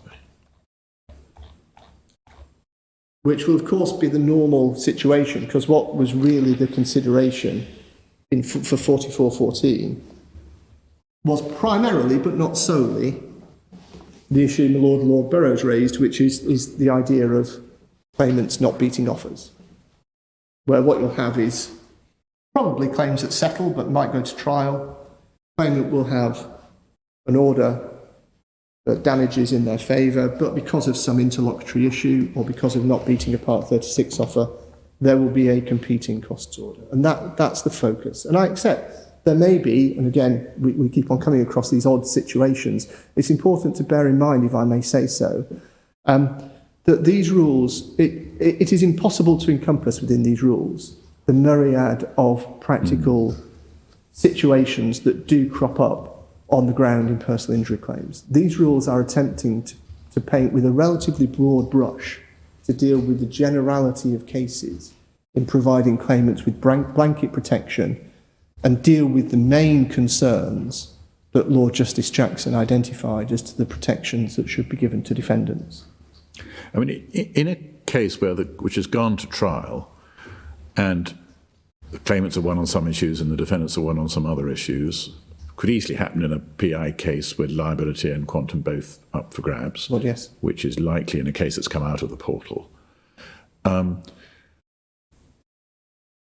The ordinary encouragement in the rules is not to make cross orders at the end of a trial, isn't it? But to weigh up all the balances and do what you call a sort of behind the scenes or informal set off and come up with a single net order. Lord, yes, absolutely. But if this was a Quox case, would that I forget where in the rules, somewhere in Part 44. It's CPR 44.2. That general encouragement or discouragement to make cross orders arises. Would you submit, or doesn't it matter in this case, that should be discouraged in a Quox situation because it would be a set-off of costs versus costs by the back door? Lord, I'll answer that question, if I may, directly in just a moment. Just to give your Lordship the reference, the rule is CPR 44.2, subparagraph 6. Sorry, 44.2? 44.2, subparagraph 6. Is it in our bundle? That's a very good question. I didn't bring my white book. I don't think 44.2 is.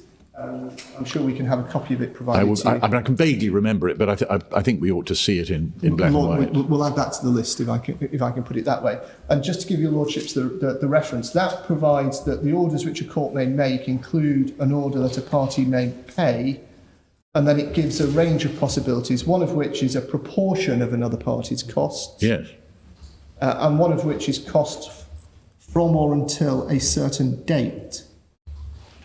And then various other possibilities are given. And then at 44F, subparagraph F, one of the next possibilities is costs relating only to a distinct part of the proceedings, distinct part. And then at sub 7, it says this: before the court considers making an order under 6F, so that's an order for distinct parts of the proceedings, it should consider whether it's practicable to make an order under 6A or C instead. So that's a proportion of costs or costs up to a certain date. And the reason for that is an obvious one. It's a nightmare for cost judges on assessment to try and work out what relates to what issue and what relates to the other issue, or what relates to what part and what relates to the other part. So that takes us, that's the rule that takes us to my Lord's point. So the question then, as I understood it, is, well, in those circumstances, what's the relevance of 4414 and this question of set-off? Well, I accept that 4414 does not in and of itself prevent that taking place. It doesn't say it does, and it's not what 4414 is aimed at. I do say that it would be, and this, as I understand it, is a point that's not cropped up to date, but that it would be a point that it would be material for the court to take into account in the exercise of its discretion, that if we are correct,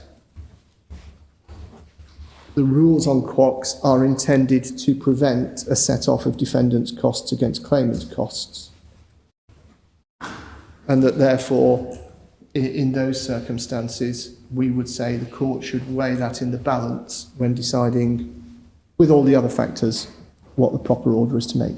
But I have to accept that 4414 does not, in its terms, prevent such an order.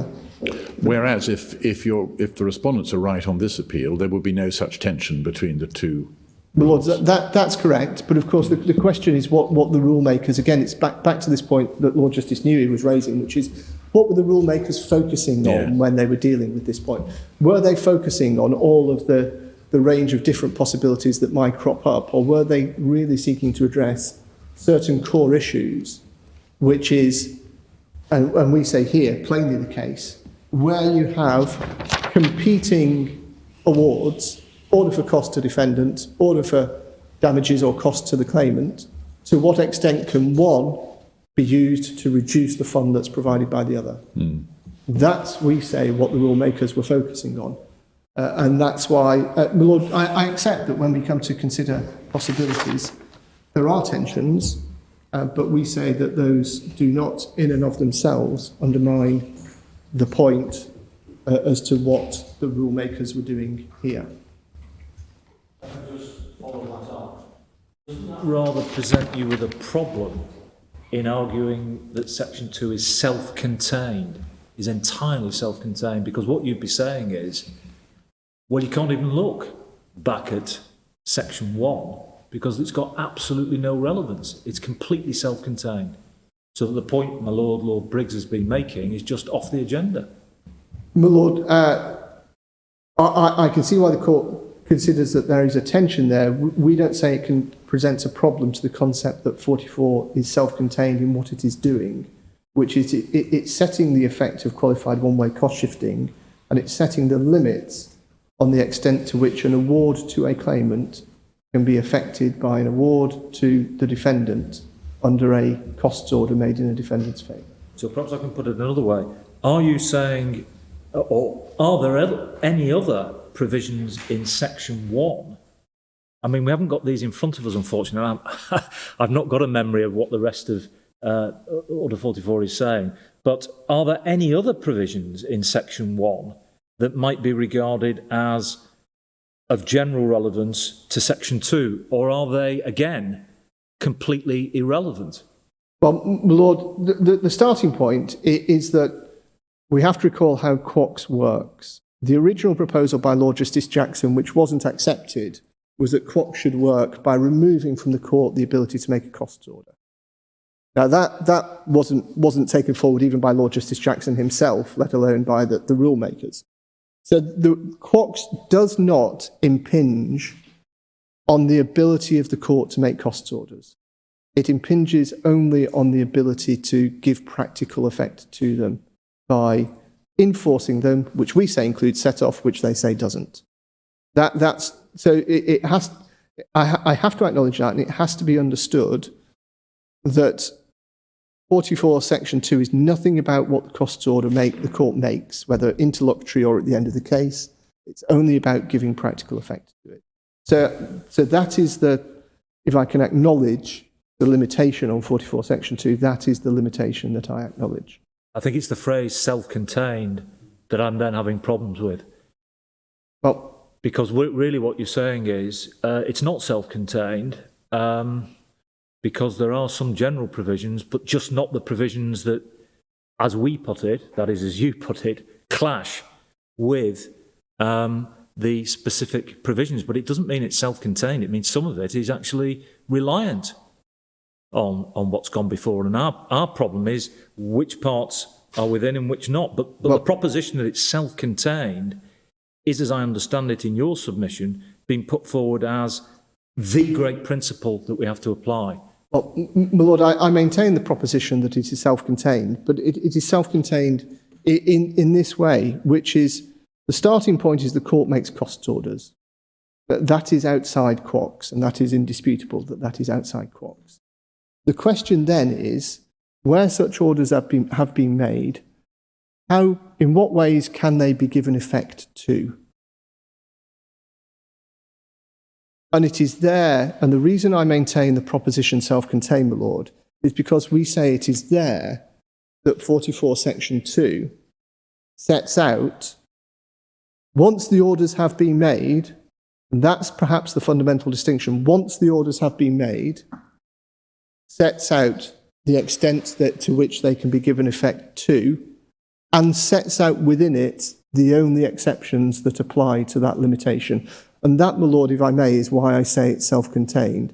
Self-contained because it carries within it its own exceptions. But the fundamental point is it only applies to the question of once the orders have been made, what effect can be given to them.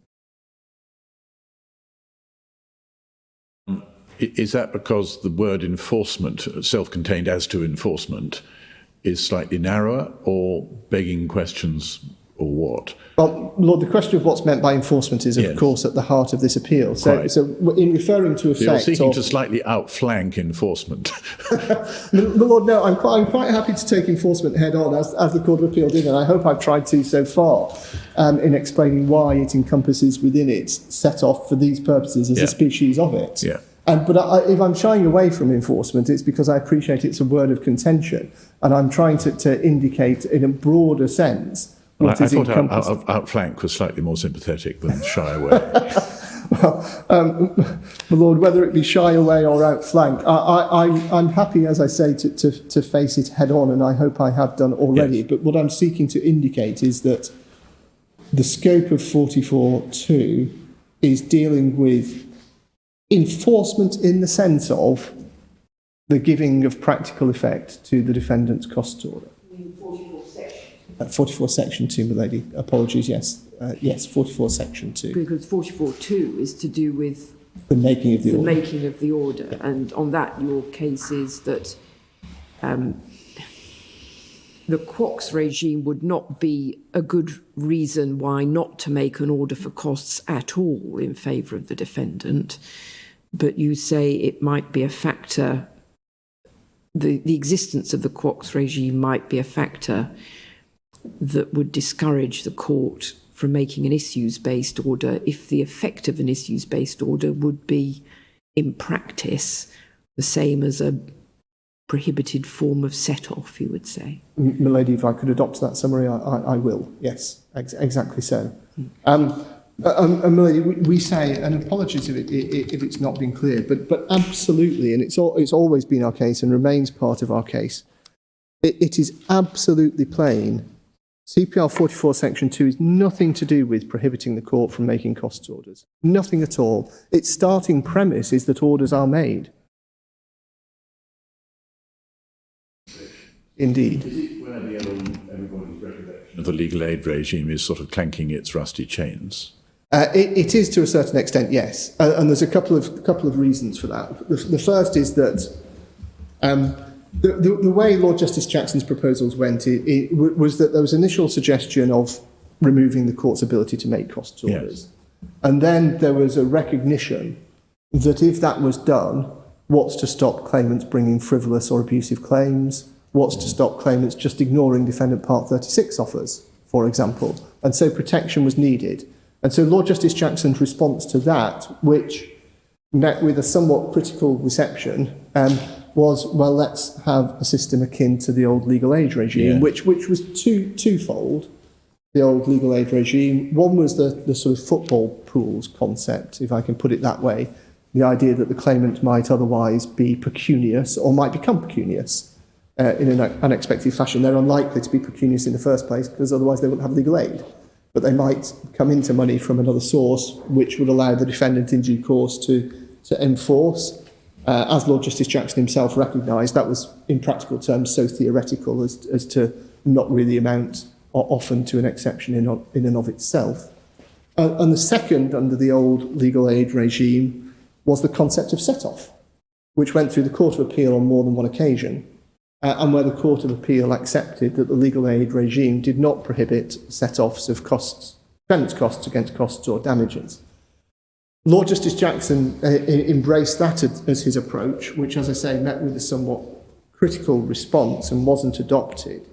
There are, of course, reasons why it wouldn't have been, had it been seen through, an accurate transposition, not least because the fundamental missing party would have been the legal aid agency or the Legal Services Commission. So under the legal aid cost protection, of course, if there was a set-off of costs against costs, then the solicitor would still get paid, albeit at legal aid rates, for the work where the costs weren't recovered. So the solicitor would still get paid, albeit at legal aid rates. But more fundamentally, given the premise underpinning Quox, the claimant would not be at risk of suffering any adverse financial effect. Because if the effect of the set-off was to reduce the fund under the claimant's own costs order, any shortfall that arose out of that is not something the claimant himself would have been at risk of paying, because a legally aided claimant can never be required to pay their own costs. That was the core principle of legal aid. Indeed, it was a criminal offence, bar contributions to the legal aid fund out of damages. But, sorry, Mr. Baker wanted to make the point that they could be required to pay by way of statutory charge out of damages received. And I acknowledge that. Equally, they could be required to pay in that sense by way of set-off against damages. But the point is that if what we're talking about is a set-off of costs against costs, then, as I say, it was in fact, and indeed still is in a legally aided case, a criminal offence for a solicitor to seek to visit own costs on a legally aided claimant. Whereas under the CFA regime, of course, the core of the CFA regime is the claimant is contractually obliged to pay their solicitor's costs. But it wouldn't have been a fair transposition, even but for the points that were identified, which meant that Lord Justice Jackson chose, that the MOJ chose a different one. Do the travaux préparatoires reveal any reason why the really quite common qualified costs regime one finds in other tribunals, where you're not liable for costs unless you act unreasonably, wasn't followed? Well, not in terms, I think, is a fair answer to that. In fact, it may assist if we, in the half an hour or so before the lunch and adjournment, take a trip through some of the reports and the travaux préparatoires as to what was said in terms of the models that were to be adopted and the concerns that were identified. Your Lordships have got quite a lot of it. I'm plainly not going to be able to take your Lordships through all of it, and your Lordships wouldn't want me to. So of course, my Lord. If I may, I'm just back on the self-contained or not self-contained, if you don't mind. Not at all. I think your response was that Section 1 is dealing with situations up to the making of the order. Section 2 is then once the orders have been made. Well, part of Section 1 is. Section 1 deals with a collection of things, as your Lordship will know, including the assessment of costs, which, of course, is something which is... Because what I'm going to say to you is that the set-off is itself an order of the court. Lord, under 44 point... If you're saying it's... I mean, you maybe wanted to qualify what you said about it being self-contained, but I understood your proposition, at least initially, to be, well, Section 1 is dealing with up to the making of the order, and the rest is to do with enforcement, so to speak. Whereas 44.1.12 is actually phrased in terms of the court setting off one amount against the other. Lord, absolutely. And a set-off under 44.12 would require an order of the court. Absolutely. But, my Lord, my point is that 44 subsection 2 is dealing with the court's ability to give practical enforcement to costs orders that have been made, by which I mean the order awarding costs in principle to a party. But the counter-argument would be that the set-off is part of the general principles of costs. They are the orders that the courts commonly make. So that is all in play, and then Section 2, insofar as it can be read consistently with that, would come in. But to argue it's... I think it's my understanding of the word self-contained that's worrying me. Well, my lord, I'm not wedded to particular words if they cause the court difficulty. My proposition is that even insofar as costs orders are made, and even insofar as a question arises in a personal injury case as to the extent to which the defendant is entitled to give practical effect to that order by applying it against funds within the same proceedings that the claimant is entitled to do, those issues are governed by CPR 44 section 2. Now, my lord, if the word self-contained causes a problem, as I say, I'm not wedded to it, but in departing from it, it's not because, if I can put it this way,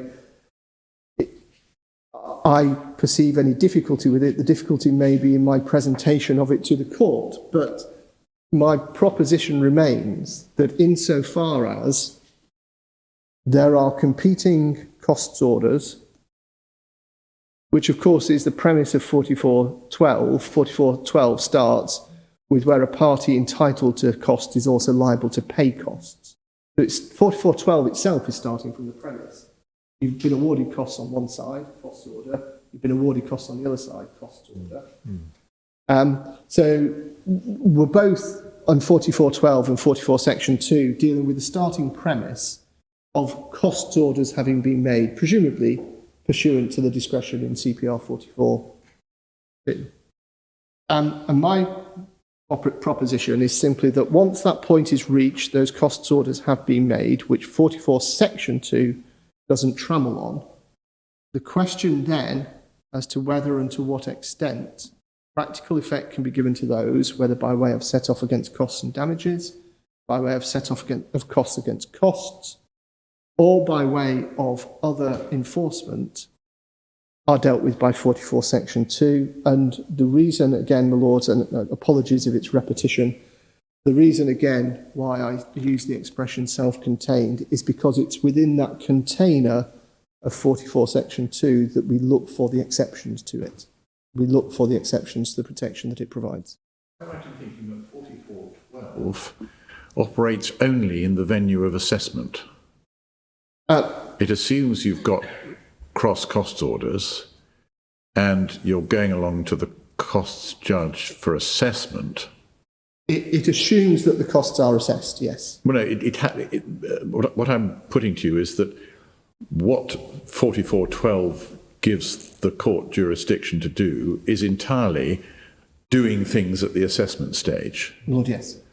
Because it's either doing a net assessment, or rather it's either assessing both costs orders and directing payment of the balance, or issuing a certificate for one, but only when the other has been paid. Lord, yes, it's important. I don't quite understand in what situation B would arise, but you probably don't need to tell me.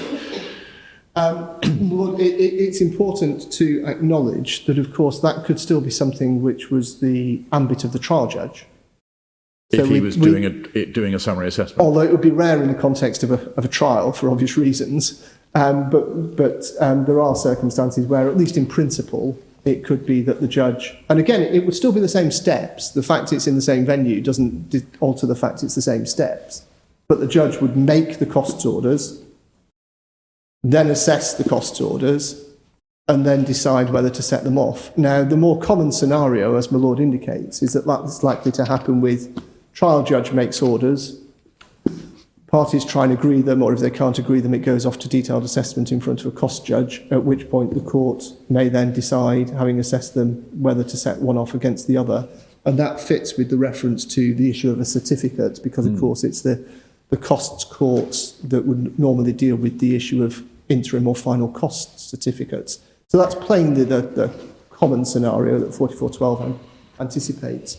Those steps could still remain, but all happen in the course of a day, if the judge could bear it at the end of a day's hearing at 4:30 in an afternoon, to summarily assess the costs on both sides and then decide whether to order set off. But to come back to my point, if I may, none of that alters the fact that what we're dealing with in 4412 is something removed from the making of the costs orders. It is not an integral part of it. Is not that the costs order the cost order is made, and within the cost order, that cost order itself deals with the question of set-off. The court decides what cost orders to make, and then either itself or within the assessing process decides whether to order a set-off. But 4412 doesn't mean, does it, that any set-off of cross-costs orders is subject to the jurisdiction, is subject to the permission or discretion of the court, does it? Because what if the court under 4412 didn't do either A or B? I think they're both permissive, aren't they? You didn't have to do one or the other. It just assessed both cross-costs orders, issued 2 cross certificates. Presumably the parties would then fall back on their common law set-off rights, if any. Well, Lord, the set-off of costs against costs is generally understood now to have its genesis in Section 51 of the Supreme Court Act, and to be a creature of Section 51, and therefore a discretionary issue rather than a question of equitable jurisdiction. So right, so we need to look at Section 51 and as a result of that, it's subject, as your Lordship will no doubt know, Section 51 is subject to rules of court, which is why it can be built up or reduced by virtue of the rules of court.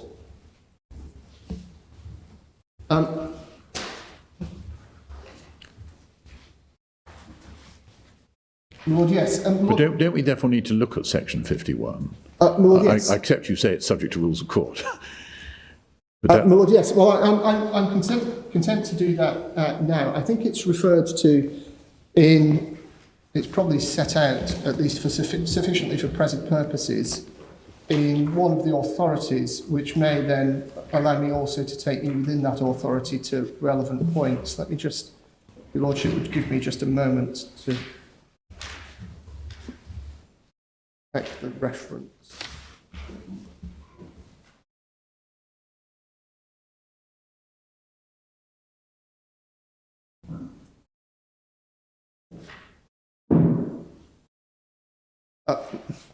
Lord, it's not, but perhaps I can take you to this authority and then I'll take you to Section 51 itself. Okay. Off the back of this authority, because this authority makes good the proposition, which I don't understand to be disputed, that the discretion for set-off of costs against costs is a creature now to be regarded as arising from Section 51 of the Senior Court Act.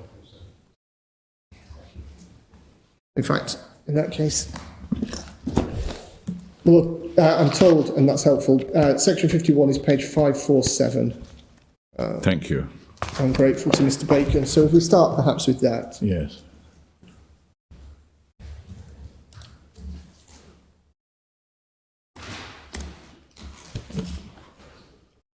So, my Lord, as it says, it's in very broad terms, and as your Lordships will know, this section of the Act is the genesis of all sorts of cost jurisdictions, from the ability to make non-party cost orders through to the general ability of the court to deal with cost orders themselves. So Section 51, subject to the provisions of this or any other enactment and to rules of court, the costs of and incidental to all proceedings in or divisions of course bar this court are in the discretion of the court.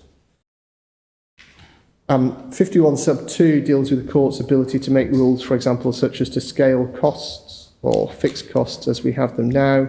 And sub 3, which is the genesis of the court's jurisdiction, for example, to make non-party cost orders, the court shall have full power to determine by whom and to what extent the costs are to be paid.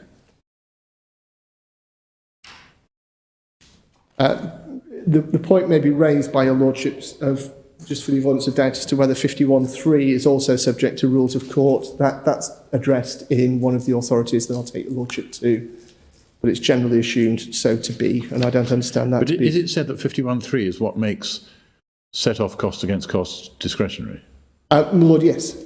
In short, I'll take your Lordship to the authority. In fact, I can take your Lordship there now. Well, you take your course, Mr. Malloy, but Lord, take it that I'm interested in understanding why that's so.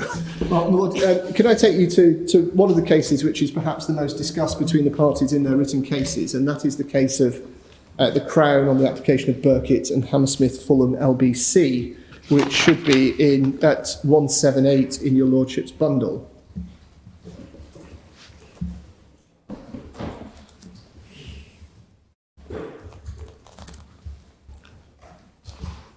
Just to provide your lordships with just very brief background, the precise facts won't matter, but a brief explanation of them may just assist with the understanding of the case. This was a judicial review case, or it started rather, I should say, as a judicial review case, as the title will give the name away. And what happened was that the High Court and the Court of Appeal refused the application for permission for JR on the grounds of delay. It came to before the House of Lords, who overturned the point in relation to delay and remitted the case for decision on its substantive facts. Unfortunately, at that point, the applicant lost and the application for judicial review was dismissed. And we have one of these odd situations, a bit like the instant case, where therefore what we had was the defendant had won the substantive case. They had the JR dismissed, but the claimant had the costs of the delay issue in the High Court, the Court of Appeal and the House of Lords. The claimant was legally aided, and the defendant wanted to set its costs of having the substantive application dismissed off against the costs it was required to pay the claimant at the various stages for arguing the point about delay. And if it helps, the figures are set out in the head note at H4 through to H6. At LSC rates at H4, the claimant's costs were about £70,000. At full rates, they were about £135,000. In those days, legal aid rates perhaps rather closer to commercial rates than they are now. And at H6, the defendant's costs of dismissal of the JR were about £35,000. And as we can see, at H6, Newman J ordered the claimant to pay those costs, although that order could not be enforced without the court's permission because the claimant was funded by the LSC and was the subject of costs protection. And so, my Lord, just if we pick up the material points in it, if I can just pick it up at 22, para 22 on page 184.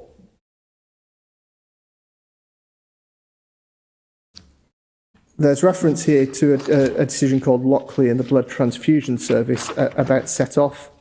At 22, Lord Justice Brooke notes that Lockley was concerned with an interlocutory dispute over the granting of an extension of time for service of defence. In this court, the legally aided plaintiff challenged the costs orders made. Each ordered that the costs be the defendant's, and then we see here a citation of the classic legal aid order, not to be enforced without leave of the court, save by way of set-off as against damages and or costs. And just pausing there, that of course is one of the planks of our case, which is that in this specific context, it has long been the case that when we're talking about claimants' costs protection, the concept of enforcement of defendant costs orders being limited has encompassed within it the concept of set-off, and that being within the concept of enforcement of those orders.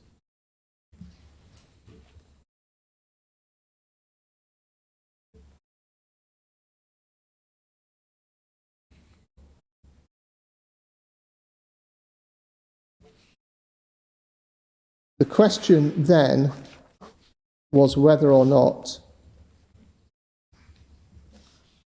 under the legal aid provisions, which if we turn over to 185 we can see, at 25,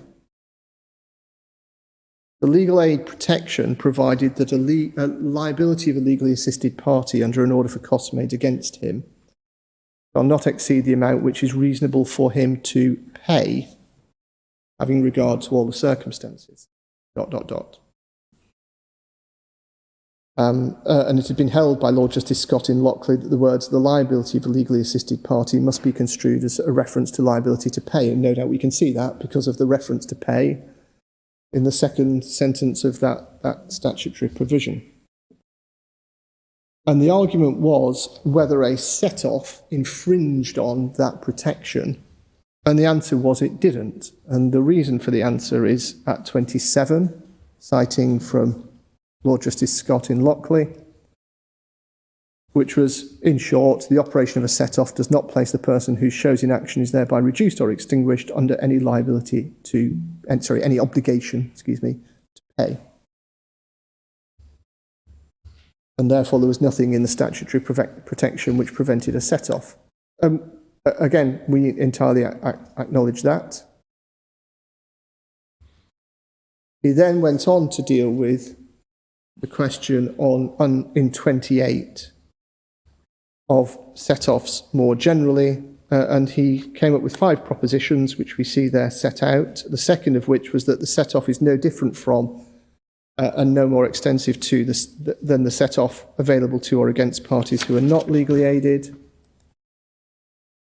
Then over the page he dealt with the broad criterion of set-offs generally. And that's the equitable set-off test.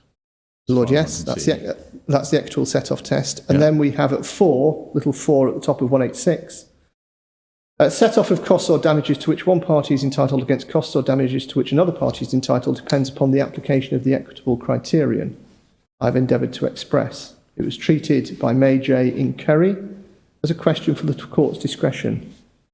It is possible to regard all questions regarding costs as being subject to the statutory discretion conferred on the court by Section 51 of the Supreme, senior as it is now, Court Act 1981, but I would not have thought that a set-off of damages against damages could properly be described as a as a discretionary matter, nor that a set-off of costs against damages could so be described.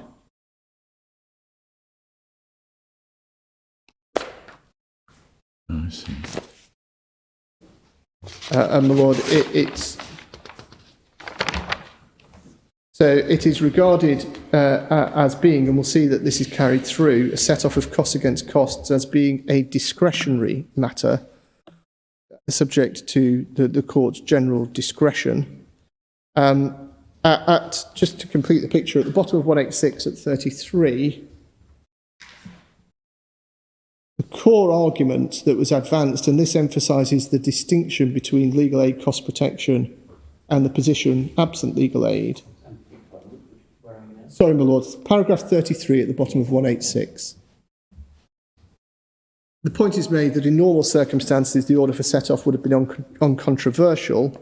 The reason that it was disputed was that everything was said to change because the claimant was in receipt of Legal Services Commission funding. And the first and main argument that was advanced was that the court had no jurisdiction, and as we can see 3 lines up from the bottom in that paragraph, the reason being was that the costs were said not to belong to the claimant herself, but to the LSC. So that was the core argument, that those costs were the subject of the LSC's own entitlement. So it was not, and again, could not have been the concept that it was the claimant herself or her solicitors directly who potentially stood to be disadvantaged. The argument was as to the LSC's right to receive those costs without set-off. 2 final parts of this, my lord. 188 at paragraph 42. Sorry, 41 and 42.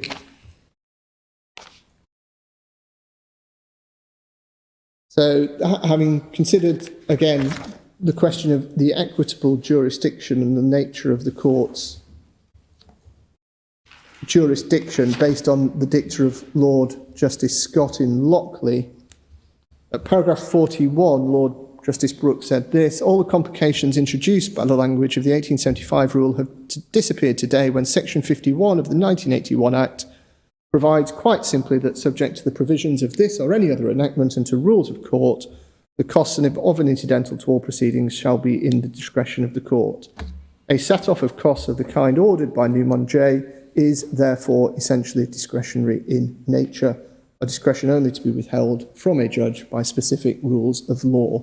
So there Lord Justice Brooke is standing on the shoulders of the point made by Lord Justice Scott, where he said, well, it appears to me that the question of set-off of costs against costs is a discretionary one by reference to Section 51, and saying that, in his opinion, all of the complications about where it comes from are resolved by the existence of Section 51. That puts court costs in the discretion of the court, and that, in his opinion, encompasses the concept of set-off, which is therefore to be regarded as a discretionary issue under Section 51.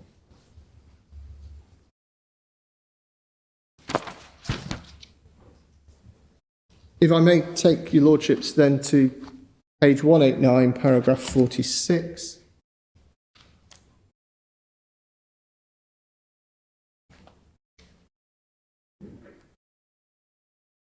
The heading of this, as your lordships will see just above 44, is set off as a defence to a substantive claim. And then, having considered the well-known dicta of Hannock and Green at 45, Lord Justice Brooke has this to say at 46. None of this has anything to do at all with a discretionary balance between two sums of costs. So again, he's putting blue water between the general equitable nature of set-off and the position in relation to costs. First, it's in the judge, for the judge to describe in his discretion what costs order is appropriate. And then, just passing through that, the last three lines, secondly, and illustrative of the point just made, no right to cost arises until the judge decides that right exists. Since he has discretion in creating the right, so he has discretion in deciding the amount in which and the form in which that right should be enforced. So, my lord, again, what we say we have here is this two-stream approach, albeit this wasn't the focus of the court before it, but there is the creation of a right by the making of a costs order. Then is the question, and it's interesting to note the terms that Lord Justice Brooke uses here. He's talking here about set-off of costs against costs. We've seen the standard legal aid costs order, which regards that as a species of enforcement. And Lord Justice Brooke here, in that context, is saying the second question is the amount in which and the form in which it can be enforced. Again, using the term enforcement to encompass this concept of set-off of costs against costs. The very word Lord Justice Brooke uses at the end of 46. And so we have this two-limb approach. What order for costs should be made, and then whether and to what extent can it be enforced. And without wishing to tempt fate by returning to me Lord Burroughs' point, which is the point that we make is that when it comes to that second limb, whether and to what extent that right can be enforced, it is that which is circumscribed by CPR 44 section 2, and that, tempting fate, which is self-contained in the sense that once circumscribed, the exceptions to it are provided within the section. So you would say that the last sentence of paragraph 46 is no longer true because section 51 is subject to rules of court, and those rules now prohibit set-off? My lord, yes. Sorry, my lady, yes. Those rules are sorry, that section is expressly subject to rules of court. It is plain beyond any doubt that the purpose of CPR 44 section 2 is to introduce restrictions on the ability to give effect to costs orders. The only question is how far they go, but they are plainly providing a limitation to the power otherwise available through section 51. And that's not unusual. The Section 51 is expressly subject to rules of court, and we have detailed sets of rules here which deal with all sorts of aspects of, in the CPR, of how to deal with costs. So that broad discretion, the idea that broad discretion may be cut down by specific rules is no stranger at all. And coming back to 188 and 42, where Lord Justice Brooke says at the end of paragraph 42, at the start of paragraph 42, a set-off of costs as to costs is therefore essentially discretionary in nature, a discretion only to be withheld from a judge by specific rules of law. We say these are those very specific rules of law.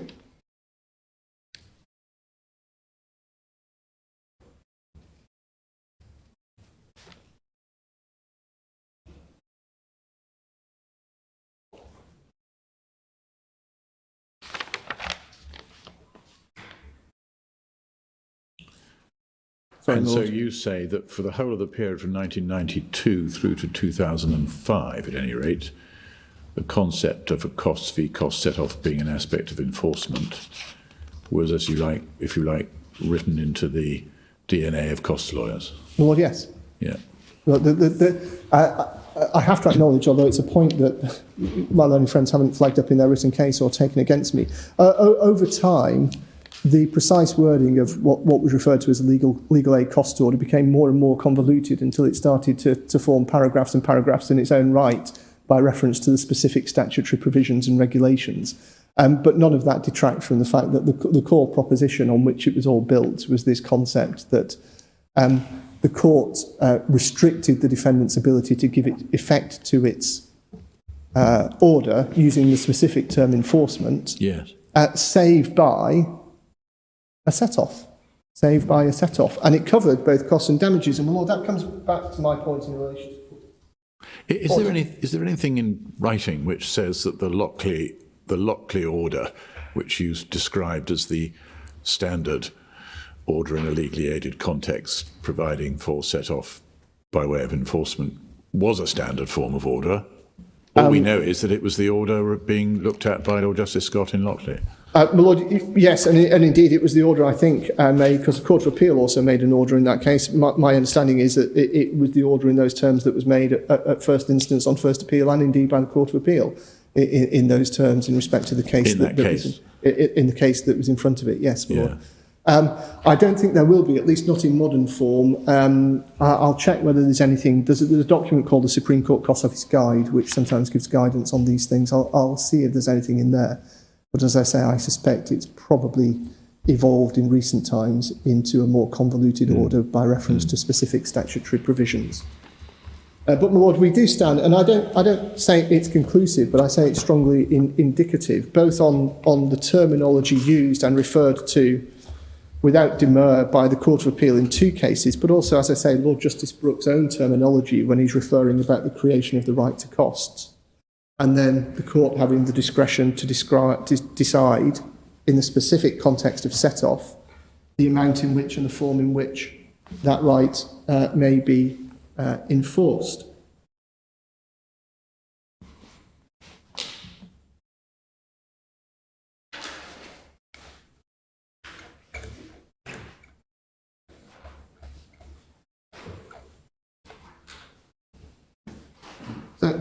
Lord, I had indicated before the departure by reference to Burkitt that I was intending to take your lordships and your ladyships to some of the provisions in relation to the Jackson reports, and given the time, obviously I'll pick that up after the luncheon adjournment. So just in the last minute or two before the luncheon adjournment, if I may.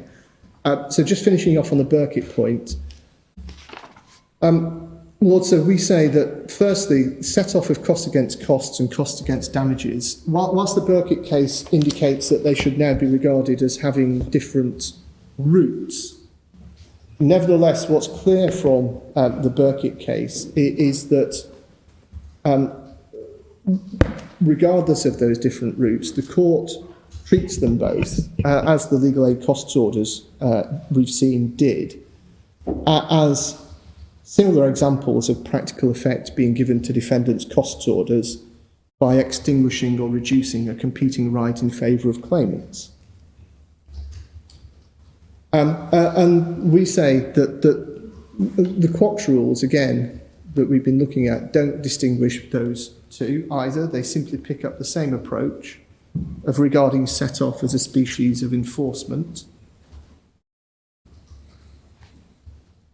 But what they do, and the fundamental difference between the legal aid costs order and this, is that the key words in CPR 4414, but only to the extent, is that they limit that ability to set off against damages and not set off against costs. So, Lord, subject to taking your lordships and your ladyships to any of the preparatory materials that may be of assistance, that may be an appropriate point. Yes, thank you very much, Mr. Manager. We'll resume at 2 o'clock. Lord, thank you.